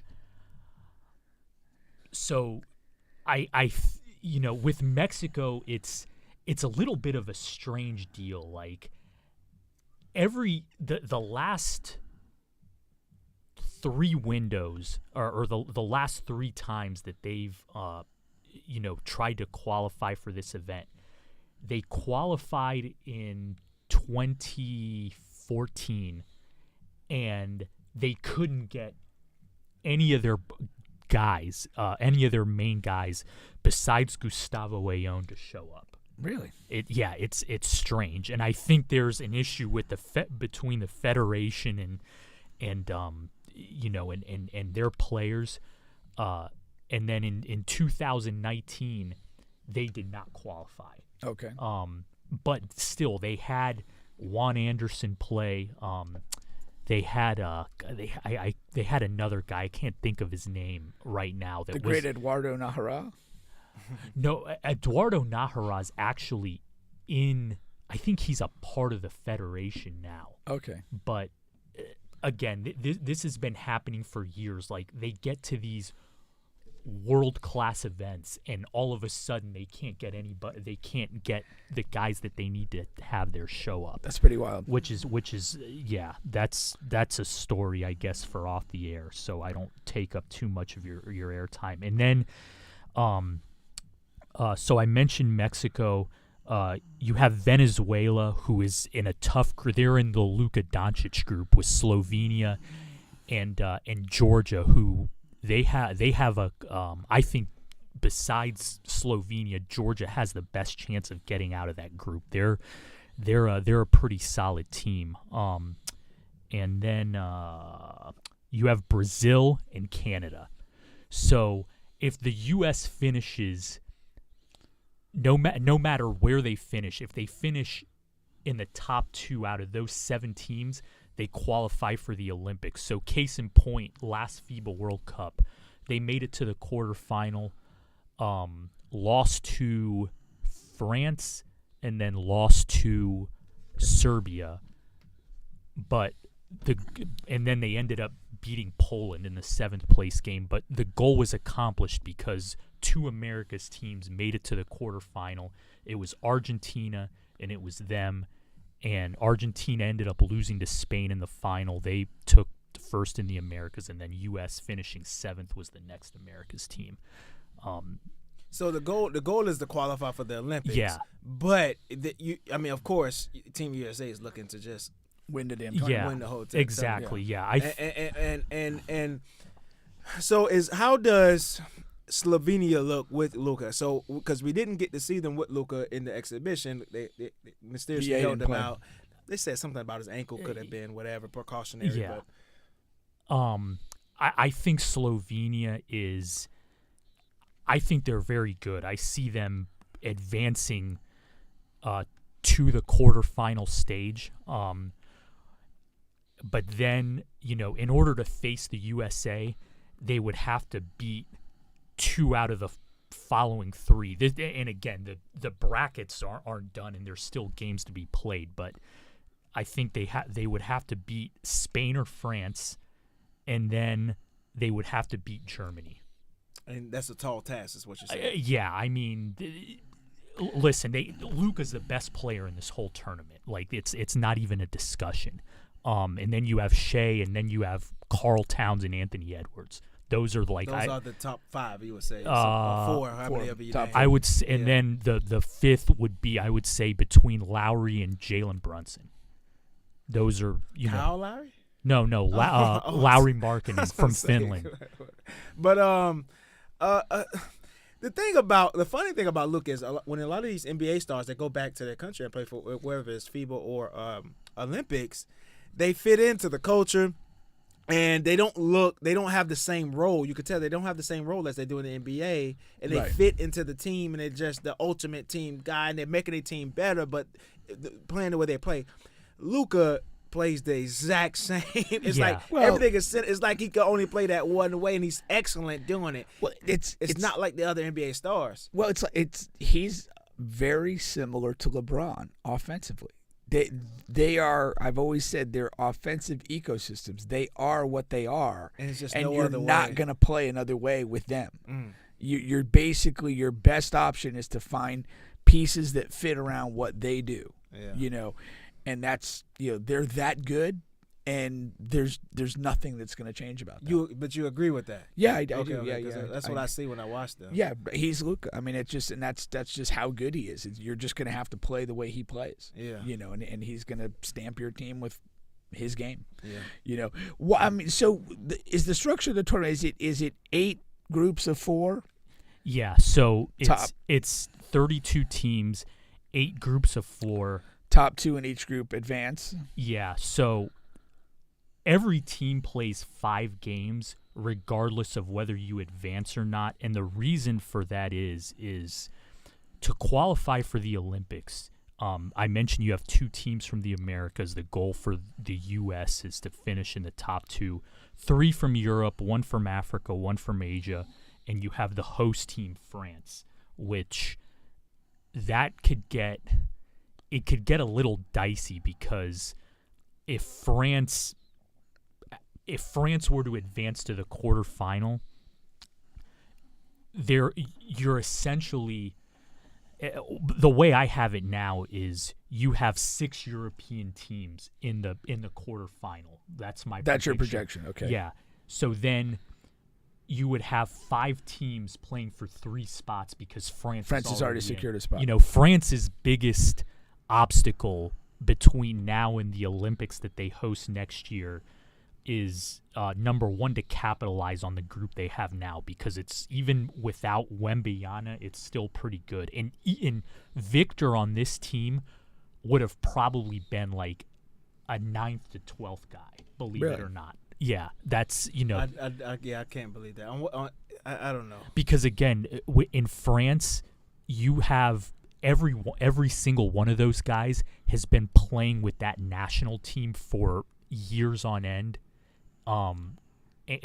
Whether it's Fournier and Gobert in the big events, and Ntilikina also, but then you have the rest of those guys have been playing with them in the windows, which is what you have to win to qualify for this event.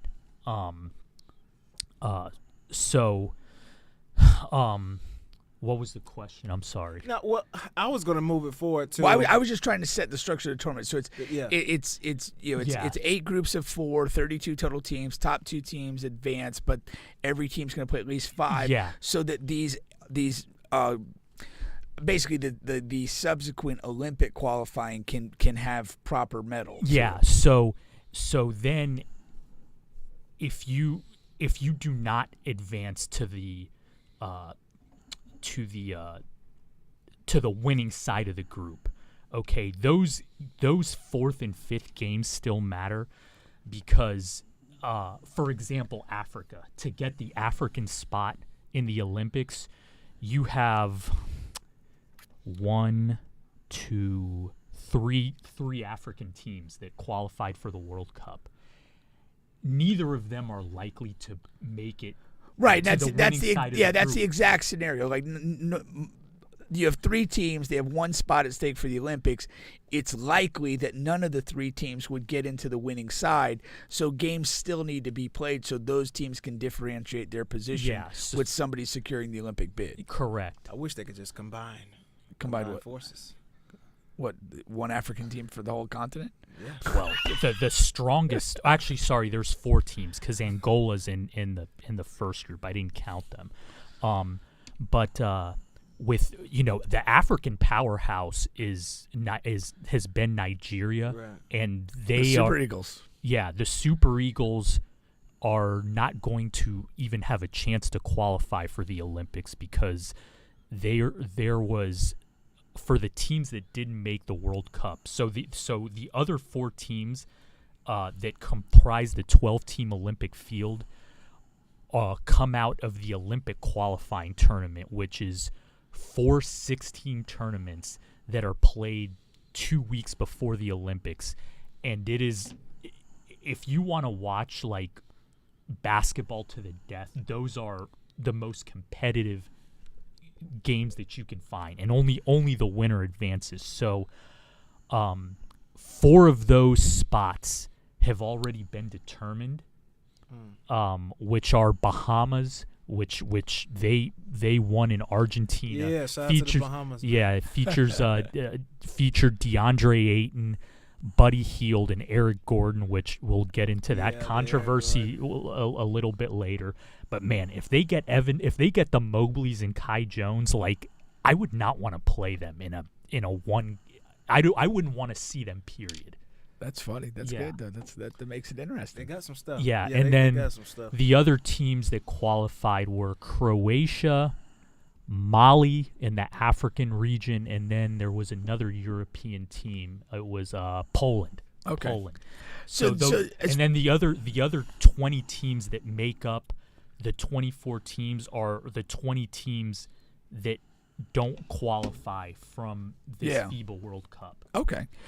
I guess my thing, what I love about like the national team setup, particularly the USA, is you kind of get to see how the alpha dog dynamic works itself out. And depending on who we have on the roster, you kind of say, okay, at the end of this, like, who do they play when it matters and who sits? And Anthony Edwards so far has been kind of the talk of the camp. That's what I wanted to move forward to. Yeah, and it's been pretty interesting. I mean, he's a guy that he's been coming, and he's on the verge of climaxing. But he's one of my favorite players, and I love to see him shine in this moment. Now, I saw the game against Germany. When I turned it on, they were down 12.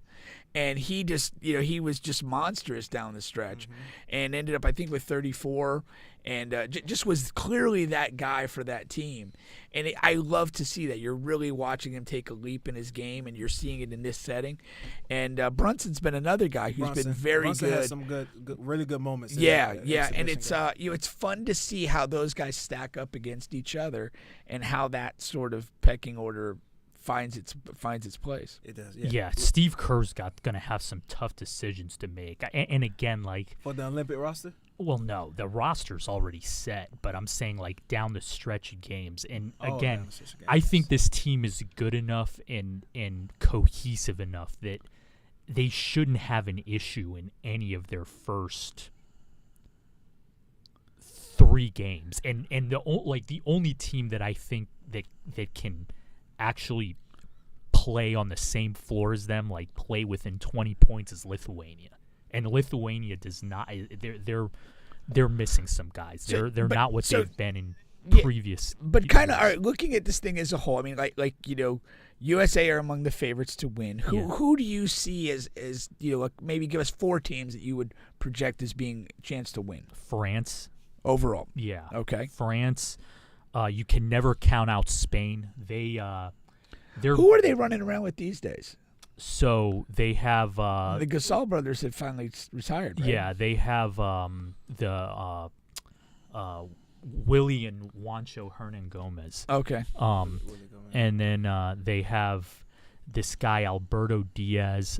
They have Usman Garuba, who just got cut by the Thunder. I still think he's going to be a pretty good NBA player, but they have Alex Abrinas. So really, though, a changing of guard for what we've known the Spanish team to be. Yeah.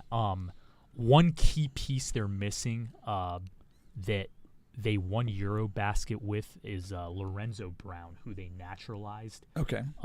But he's another key guy that is not able to play this year just because, of just wear and tear. So Spain, USA, France. Who else do you have in that? Slovenia, just because they have the best player in the thing. Serbia is. I like their team, even though they're missing. They're missing a lot of guys. Jokic being one of them. They're also missing Bielica. Bogdanovic is also not playing, so they're missing some guys, but still, like, they're very well coached. A lot of the guys that are going to play with them help them qualify for this event, so they've come up through the system, so to speak, and they have international experience. Where will we be able to watch these games? Who's got them? So the way I watch them is Courtside 1891. It's a basketball app. It'll have every game. The USA games will be on ESPN2. At least the first 3 will, but as the tournament goes along, you'll probably get ESPN. I think ESPN Plus is going to have a bunch World of games. Cup games. Okay. So, and as always, I mean, I might be a little biased, but the Dominicans with Towns will be a fun team to watch. Like, he really gives them. No, he gives them a real shot. Like, I'm not saying we can win it, but like getting to the quarterfinal and getting stomped by the U.S. would be. He's a strange guy, but he's an elite talent. Yeah. And he's playing he's really good in this well. space. I was about to say he's really good in this space. For sure. Well, I think like you got it from a player standpoint. I know like almost every team you've mentioned, like this guy's sitting out, that guy's sitting out, which to me is very frustrating. But the ones that come, like they're gonna get a special experience out of this. Yeah. Like playing for your national colors and playing in a tournament and having a nation behind you, it's different. Yeah. And I think that Carl Towns, it looks like he's thriving in this space. Yeah. And he's going to be motivated. This is going to mean a lot to him. Yeah. Going off that, Canada's also a team like Dylan Brooks is in FIBA play, like what I've seen against Dominican Republic and Germany in these exhibitions. He has been the player that he needed to be for the Grizzlies against the Lakers. Like the guy that I should be scoring 20 points and I want the ball, and that's who he's been in this space. I remember many years ago, I don't know, 7, 8 years, this upcoming Olympics, I said Canada would win it all. Yeah. That? Yeah. Because just the amount of talent, but I was counting on them to get Embiid too, which is still up in the air. But or he can go to France, the U.S. or France, and that's the other thing France. I was going to mention about France is their main priority between now and the next Olympics is the second part of it is getting Embiid. Yeah. Because that's a game changer. For them. Strangely though, he actually has more individual value to the United States. Because we don't have a comparable center. And I know he's better than Gobert, he's better than Wemby. But, like, we don't have anything at that spot. I mean, he walks right in. There's more questions of fit. Like, how do you coexist with Embiid and Gobert? What do you get out of Wemby with all those guys together? He's an odder fit in France than he is with the U.S., Yeah. Weirdly, roster-wise. No, I agree with that. Yeah. So we'll see where that goes.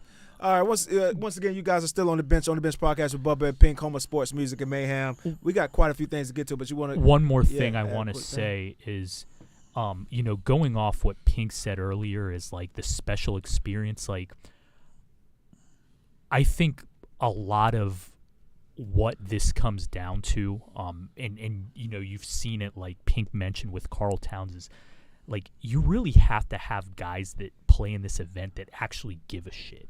Because, with what, like I mentioned earlier, with the money that's being paid now to play basketball and how the club teams, essentially, whether in EuroLeague or NBA, control the player, like a lot of these guys like just don't care about their national team anymore, and it's easy not to with the money that these guys are making on and off the court. But here's my thing: who has starred in an international basketball tournament and had a bad year immediately after?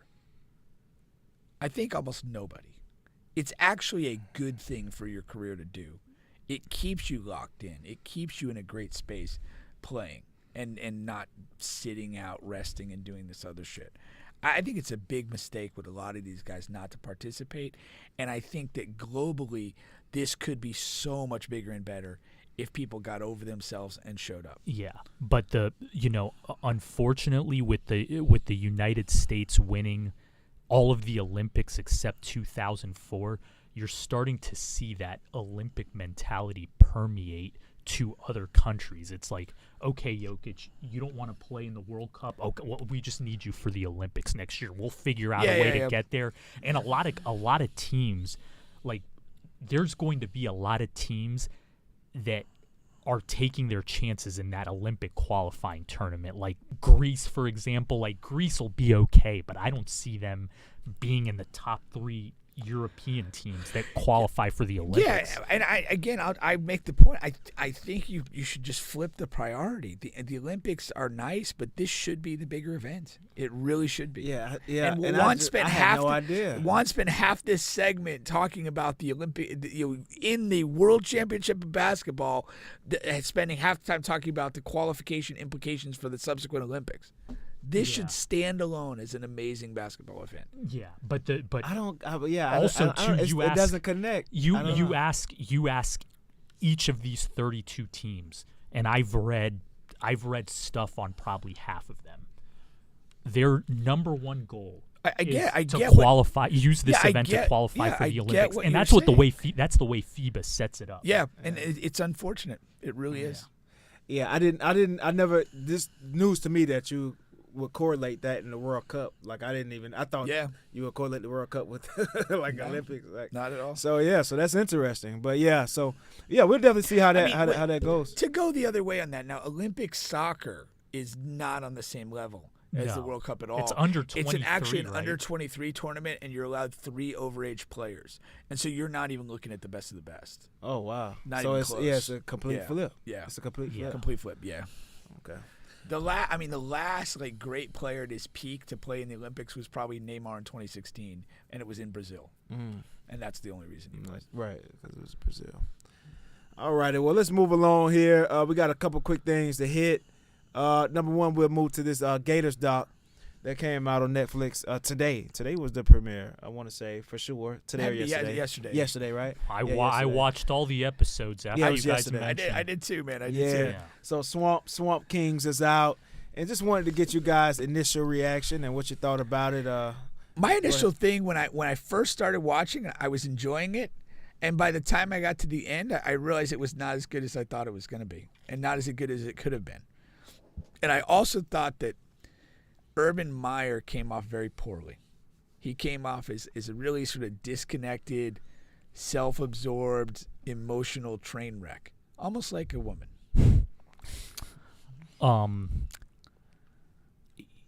This could be fighting words for you and every Gator fan there, but you know what the the very first introduction of the very first episode, and the very end where all those guys got together, you know what it gave me vibes of?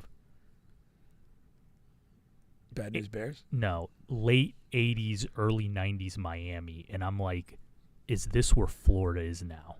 Are Gator fans going to shove the past down our throat? Miami is known for that. Yeah, the Hurricanes. And with this, and again, the Gators haven't switched conferences, but the SEC now, with it's going to, what is it, 16 teams next year? Texas is joining. And Oklahoma, Like yeah. more than 16. Yeah, it's Florida State is flirting with the idea. Yeah. So the one thing I find just almost blasphemous in some occasions is the Gators' season win total this year is 5.5. Yeah. Well, I said we're going to be a shitty team. And to me, like, those expectations, like, are Florida fans that resigned to it? Because it's like, I'm almost thinking with the way a lot of Florida fans are, it's like if Billy Napier messes around and wins 4 or 5 games, like, there's going to be a new guy in there next year. No, there's not. Yeah. Well, I think the reality is that the expectations in a lot of ways benefit him tremendously. I think the expectations are absurdly low, to be fair.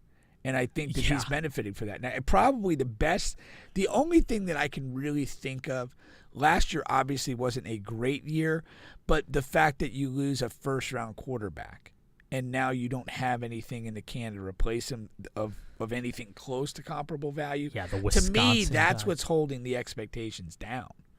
I mean, there's no reason, realistically. What were they last year? They did make a bowl, so they were probably about 500 going to the bowl. They were 6-7. They lost to Oregon State. Then they were 6-6. But so my point is, like, if you look at this, like, why is the expectation not 7 wins? Be slightly better than we were. Really easy. Our schedule is 1,000 times harder than it was last year. That's yeah, the it's number the one. hardest What schedule in It's the the country. hardest schedule in the country. What's The number one different? hardest.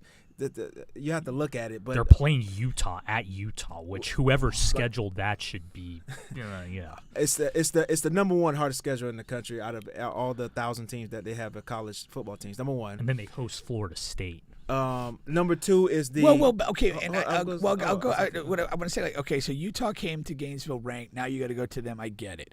I'm assuming that when you started last year, we were not a particularly difficult game. But now, with our preseason expectations, we now become a difficult game schedule-wise. The way they rate the schedules is based on that. That's what I'm saying. rankings. Yeah, Right. So it's just, I mean, whether you put stock into it or not, that's right. It's widely consumed as the hardest schedule in the country. Yeah, but for a team that, like you said, losing a first-round quarterback, for a team that also.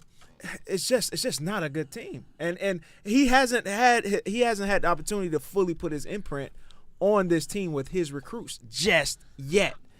So that's also to his point of if he goes 5 and something, he's getting fired. That's why he can go 2 and whatever and not get fired. Yeah, that's what I've been reading. If you go, us Gator fans, like 2-3 wins, this guy's not going to get nowhere near. That's crazy. That's not crazy. That's crazy. It's not crazy. It is crazy. It's not. This isn't a bad football team. I mean, you're still the Florida fucking Gators, man. Yeah, we're a sorry version of the Florida Gators. Yeah, so but we're not going 2 or 3 or whatever. But I'm saying that's not going to lose his job. Is what I'm saying. That's insane. Especially with this incoming recruiting class, you have to give him a shot. They will. You not only will. But I talked about this last week. Yeah. Watch how that class holds. But listen, if you're on a track to win 3 games, then he gets fired. Well, but that's what I'm saying. He wins 3 games and lose all his recruits. He's out of the door. But that's a likely fair. scenario. I don't think you lose. Fair. You win 3 games and keep a recruiting class together. I think it's highly possible. No I think it's way. highly possible because who's done that ever? I believe in him as a recruiter. I see guys. I see their track records. I believe it now. He came here. They said he's a master recruiter. I say He comes and gets all. I don't know if they're going to actually come, but because they've already committed to the Florida Gators, I agree. Oh, he is a master recruiter. He may be, but winning games matters, and it does. But you got to get the players in place first. But my point is this: you're not keeping that class together if you win 3 games. I don't know. I do. You're not. Guys are not going to. So what's the threshold? What if for me 5 games is what they're I'm supposed to win this year? Yeah, what if he wins 5 games? If you meet that expectation, you're probably okay. Well, not expectation. I'm saying that's what Vegas has them winning. Yeah, that's an 5 expectation. But seriously, that's less than last year. No, what I'm telling you, here's my expectation for the Gators is progress. I want to win 7 games. So what if there's no progress? I think that's disappointing. I want to know what is fireable. No, what is fireable? What loses this class? What loses like some of this class? I would say 4 below. 4 below. Yeah, loses the heart of it. Because you're not. We're not. Yeah, we're gonna win 5 games. So going back to my point is, I'm looking at this in the present, and Florida is they're near in a similar situation to Miami because they're going into a revamped conference where they're going to play. They essentially in the future are going to have 9 conference games and Florida State, who doesn't seem to be going anywhere.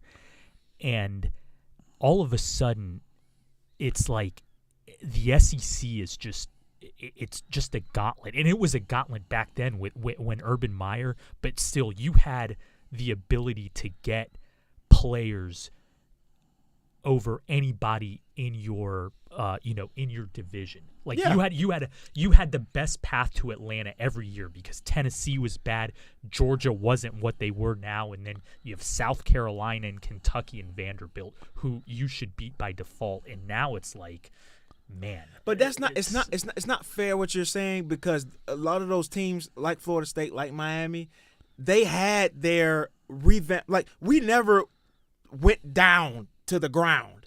We have been. This is the worst we've ever been in. Yeah, that's what I'm saying. This is the worst. But you've this ever is been one now. season. Like these guys have had 7, 8, 9, 10, 11, 12, 13 of being down in the doldrums. Like so that's not, so your point to where Florida is headed and where they're at, it's not really fair because it's only 1 year. Right, but it just seems. But see, if this Napier's you process, guys were bad for a long time. Yeah, if Napier's process Willie doesn't work, had the first losing season in 35 years. And we haven't had one. You didn't have a losing season at all? We haven't had a losing season. You were 4-8. I thought you did. With Muschamp? Yes. With Muschamp, right? With Muschamp, you were 4-8. Okay. But what I'm saying is this: Billy Napier talks about this process, right? And people are gonna get impatient. You know I'm a process guy. Yeah, listen, I agree with it, but maybe that's why I love him. At some point, like,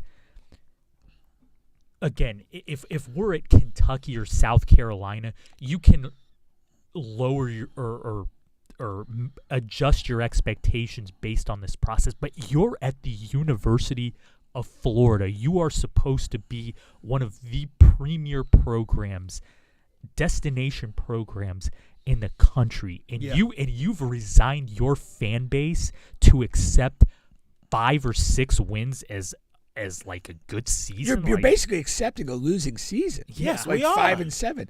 I just find that phenomenal. I really do. And I also would say this though too is keeping the recruiting thing together. Like it matters how the season finishes.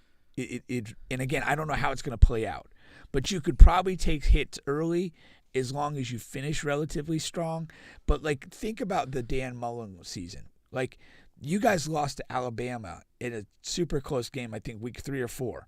There's no way at that weekend people were thinking by the end of the year, the rails fucking Mullen's going to be fired. Yeah. Like, it wasn't possible at that point, but it just unraveled so bad from there. And that's going to matter. Like, the biggest thing Napier needs to do, if it's 5 wins or 6 wins or whatever, he's got to finish the season on some sort of up note being competitive. He's just not. That's how fucking fucked up the schedule. I get hard the schedule. I could go game by game. The schedule is just, I mean, yeah, we have a Vandy game, but that's early. I don't know. Like. But I mean, you got. I mean, I don't know. You got to get some wins somewhere, and you got to play well. Like, you can't just like be lifeless and dead where it feels like you he's lost. With this transfer that portal, matters. I don't know how we're going to get blown out or not. I don't know that. With this transfer portal and with this NIL, I'm appalled. Like, seriously appalled. And I don't follow college football, like the recruiting and all that stuff to a T like you guys probably do. But you guys are settling. The Florida Gators have settled on a mediocre Big Ten transfer quarterback as their starting quarterback. Like what is that? Yeah, well, we have the number 2 quarterback in the entire class coming next year. Like, we're willing to wait on that. He's a 5-star quarterback, number 2 in his class. We're willing to wait on that. We're willing to take 1 year of this Wisconsin guy if we get this other guy. And this other guy, I believe if we win 0 games, he's on his way. That's how committed he is. He's always talking about, I'm recruiting these other guys. I'm getting these other guys in. Hey, yeah, but we win 0 games. I'm just telling you, that's what I believe. Yeah, but you can believe whatever you want. I'm here to tell you this. He's already there. Remember this. Travis Hunter. 2.5 years, Florida State all day. That's ends up in Deion. Texas State. But to tell you the last couple of games we got Georgia, number 1 in the country, LSU, number 5 in the country, Florida State, of course, number 8 in the country. I don't see any wins there. So you talk about but who's on the schedule that you can beat? we got Vanderbilt, Charlotte, McNeese State. That's 3. And Vanderbilt 4. You got to win one other game to get to 5. But my point is you can't go if those are the last 3 games of the schedule. You're gonna have to go out guns blazing. You're gonna have to be competitive in those games. You can't get like the problem with football though. If we're already a losing team, but that matters. That's why he might get fired. That's why fired can't get off the table. If you go that last 3 and it's like 35-10, 28-7, and 42-14. I'm with you only if he loses that recruiting class. But that's what I'm saying. Or the heart of it. Not like every guy, of course. People will be like, if that's where the Gators are down the stretch, dude, these other coaches are going to be feasting on that. Talking to those kids. If Mike Norvell was smart, he'd keep the Florida game close so that, like, hey, I want this guy to keep his job so I can beat him every year. Nah, I think you break him if you can. Hell yeah. You break them. I'm more of a chess guy than a checker. But who are you worried they're going to get? This is not this is not an indictment on Napier. This is a bad football team. He inherited a god awful football team, and this is year 2 though. Like, was the mess that bad? It's year 2 with a wide open transfer portal. Yeah. Like, why is he not recruiting the portal more effectively? That's a question that needs to be answered. I don't know. Maybe not by you, but if he's such a great recruiter, why is that not translating to the portal? I don't know.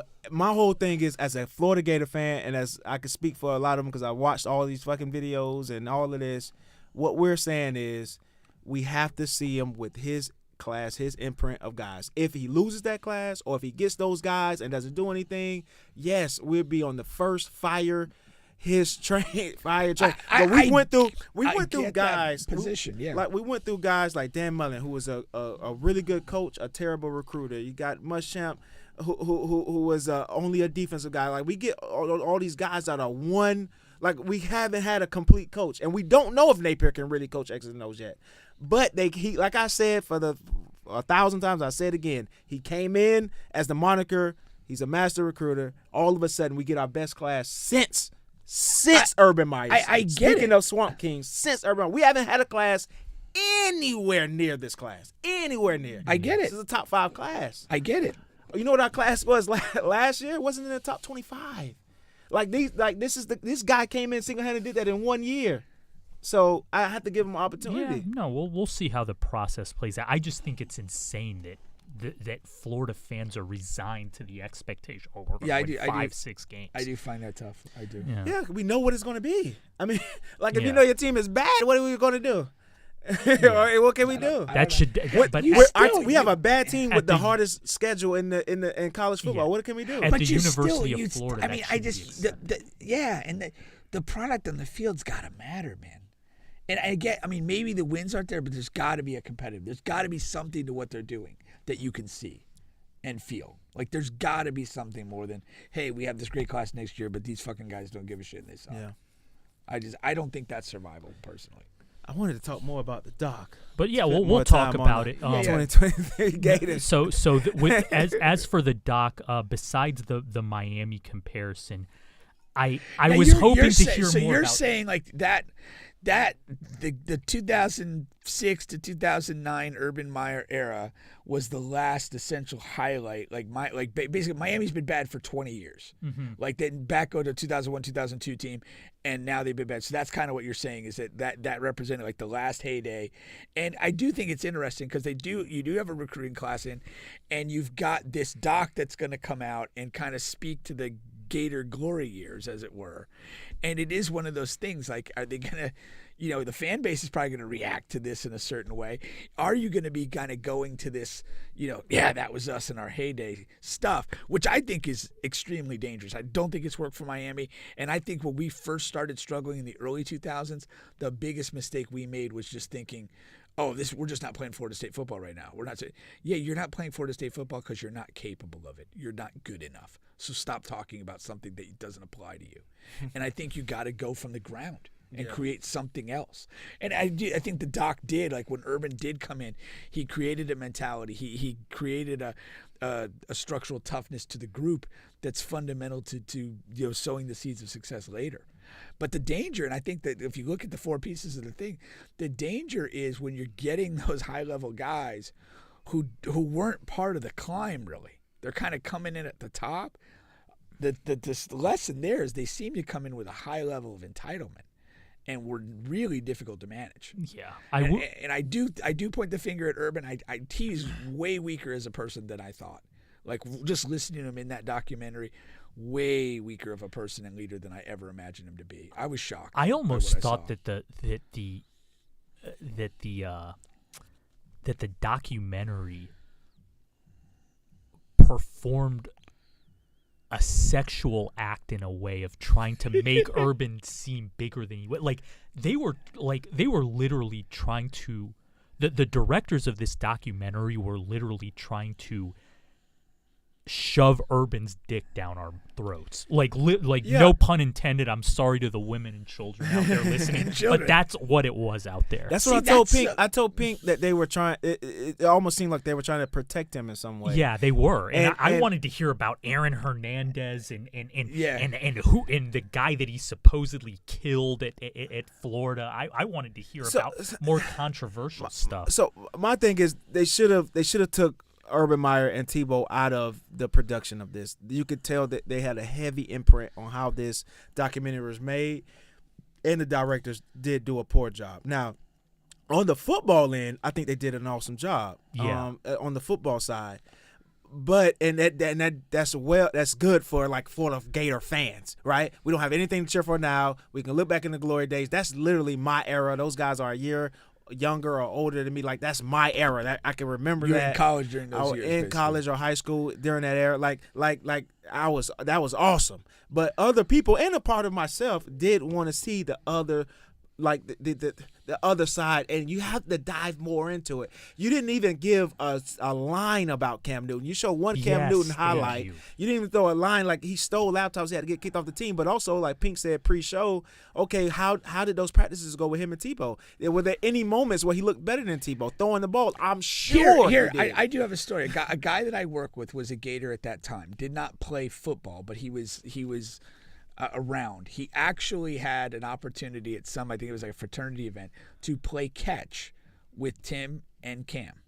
And he said, you do. It was a difference, big difference. Huge difference. Yeah. When the ball came out of Cam's hand, it was different. Yeah. And he said it was easy. It was easy to tell. Now, for me as a real sports person, I wanted to, what were the other guys on the team saying?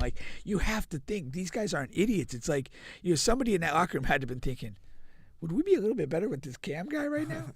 For real. That's real stuff.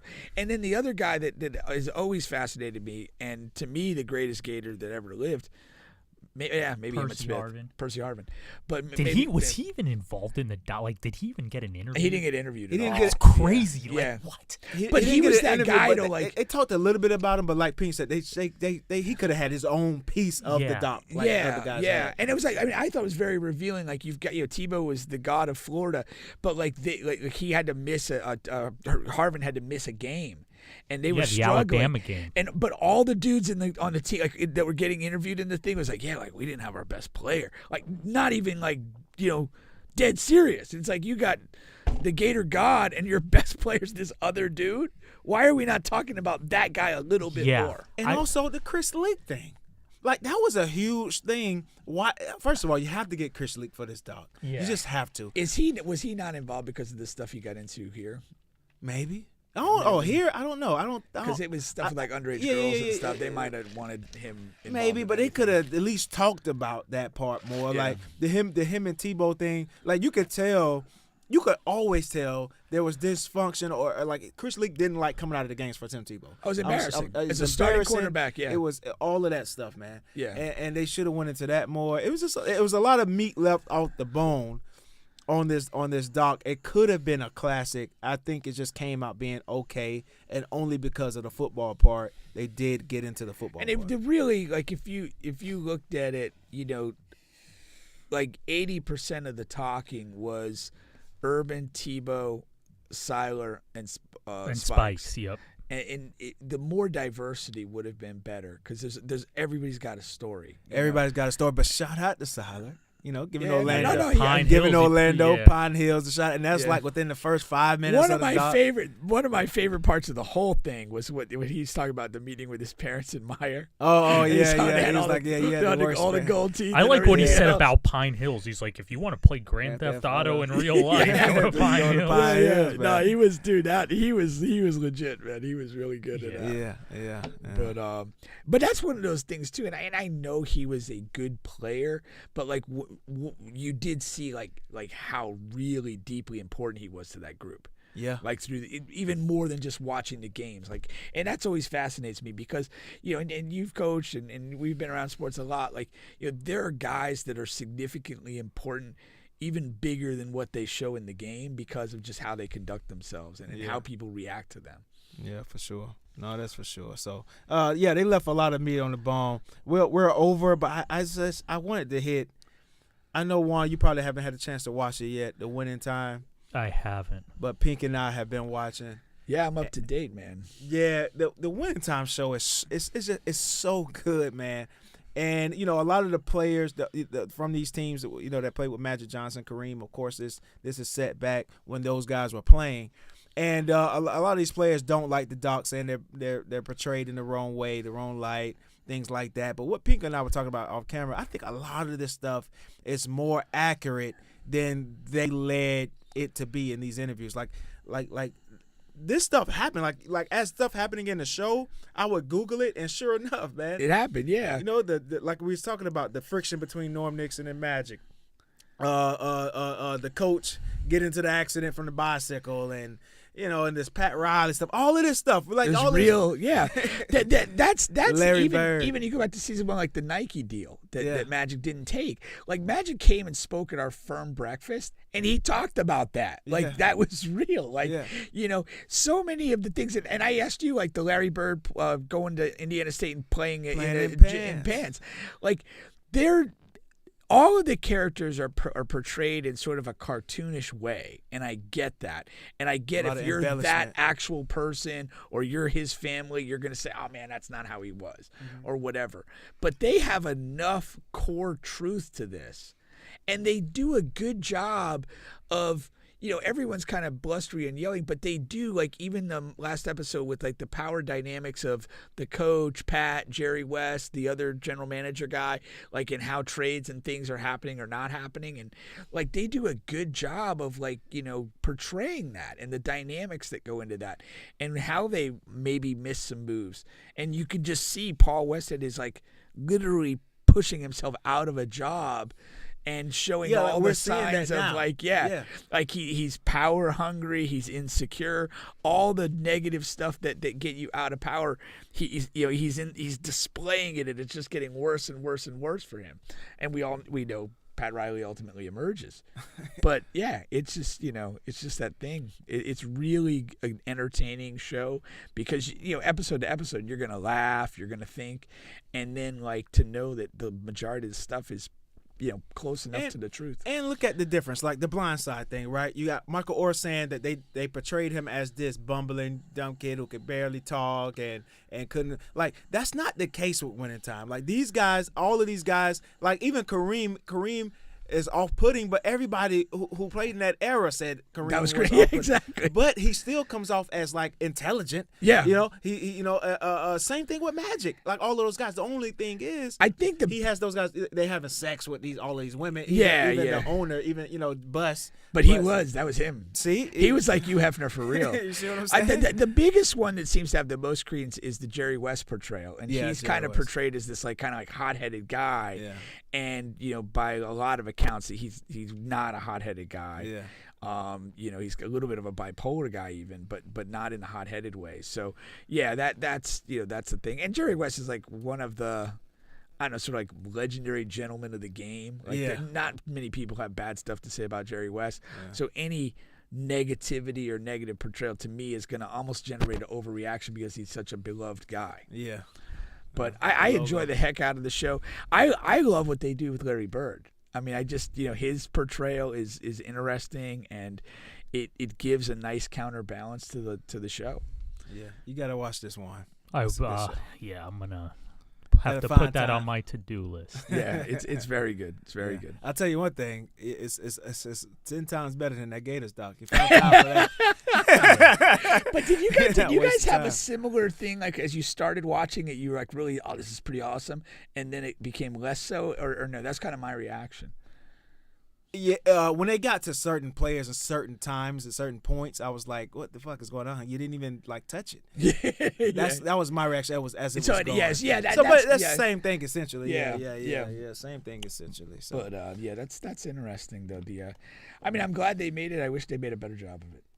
The Gators doc. Yeah, for sure. It doesn't touch the 2U segments at all. No, not even close. No. Not even close. No, they should have kept this one.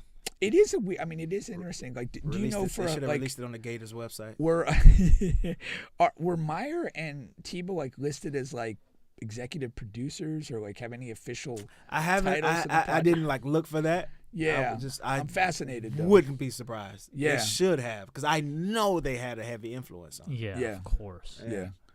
But But I didn't have the same takeaway that you did of Urban, but maybe because I know what he did for the Gators, because you're almost biased by it. I'm probably almost biased by it. Even when he got to Jacksonville, started doing all that crazy stuff, like because he like we just haven't had a coach like him, like I don't know since Spurrier, like a guy who could recruit, coach, and bring that element to where he can revive a program. We've never had it, and you're chasing that, and I can see that in the Florida leadership as they're looking for coaches because we get the XO guy, then we get the recruiting guy, then we get the defense guy, we get the offense guy, and that's all of those elements Urban had in one person. Yeah, you saw like a lot of strengths where I saw a lot of weakness. I thought him and Mullen were actually bad cultural fits for Florida.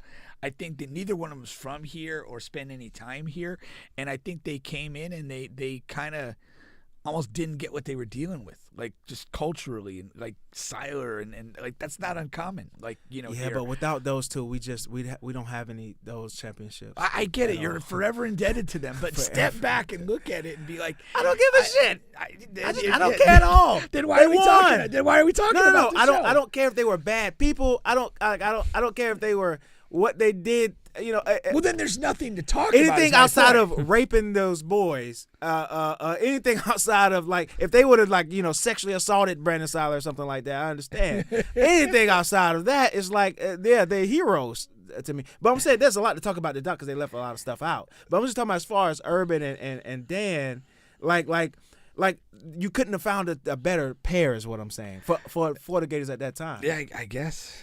That's all. Yeah, I don't know. I'm underwhelmed by those guys. They dominated. I feel like I pulled. Underwhelmed by dominance? They weren't undefeated.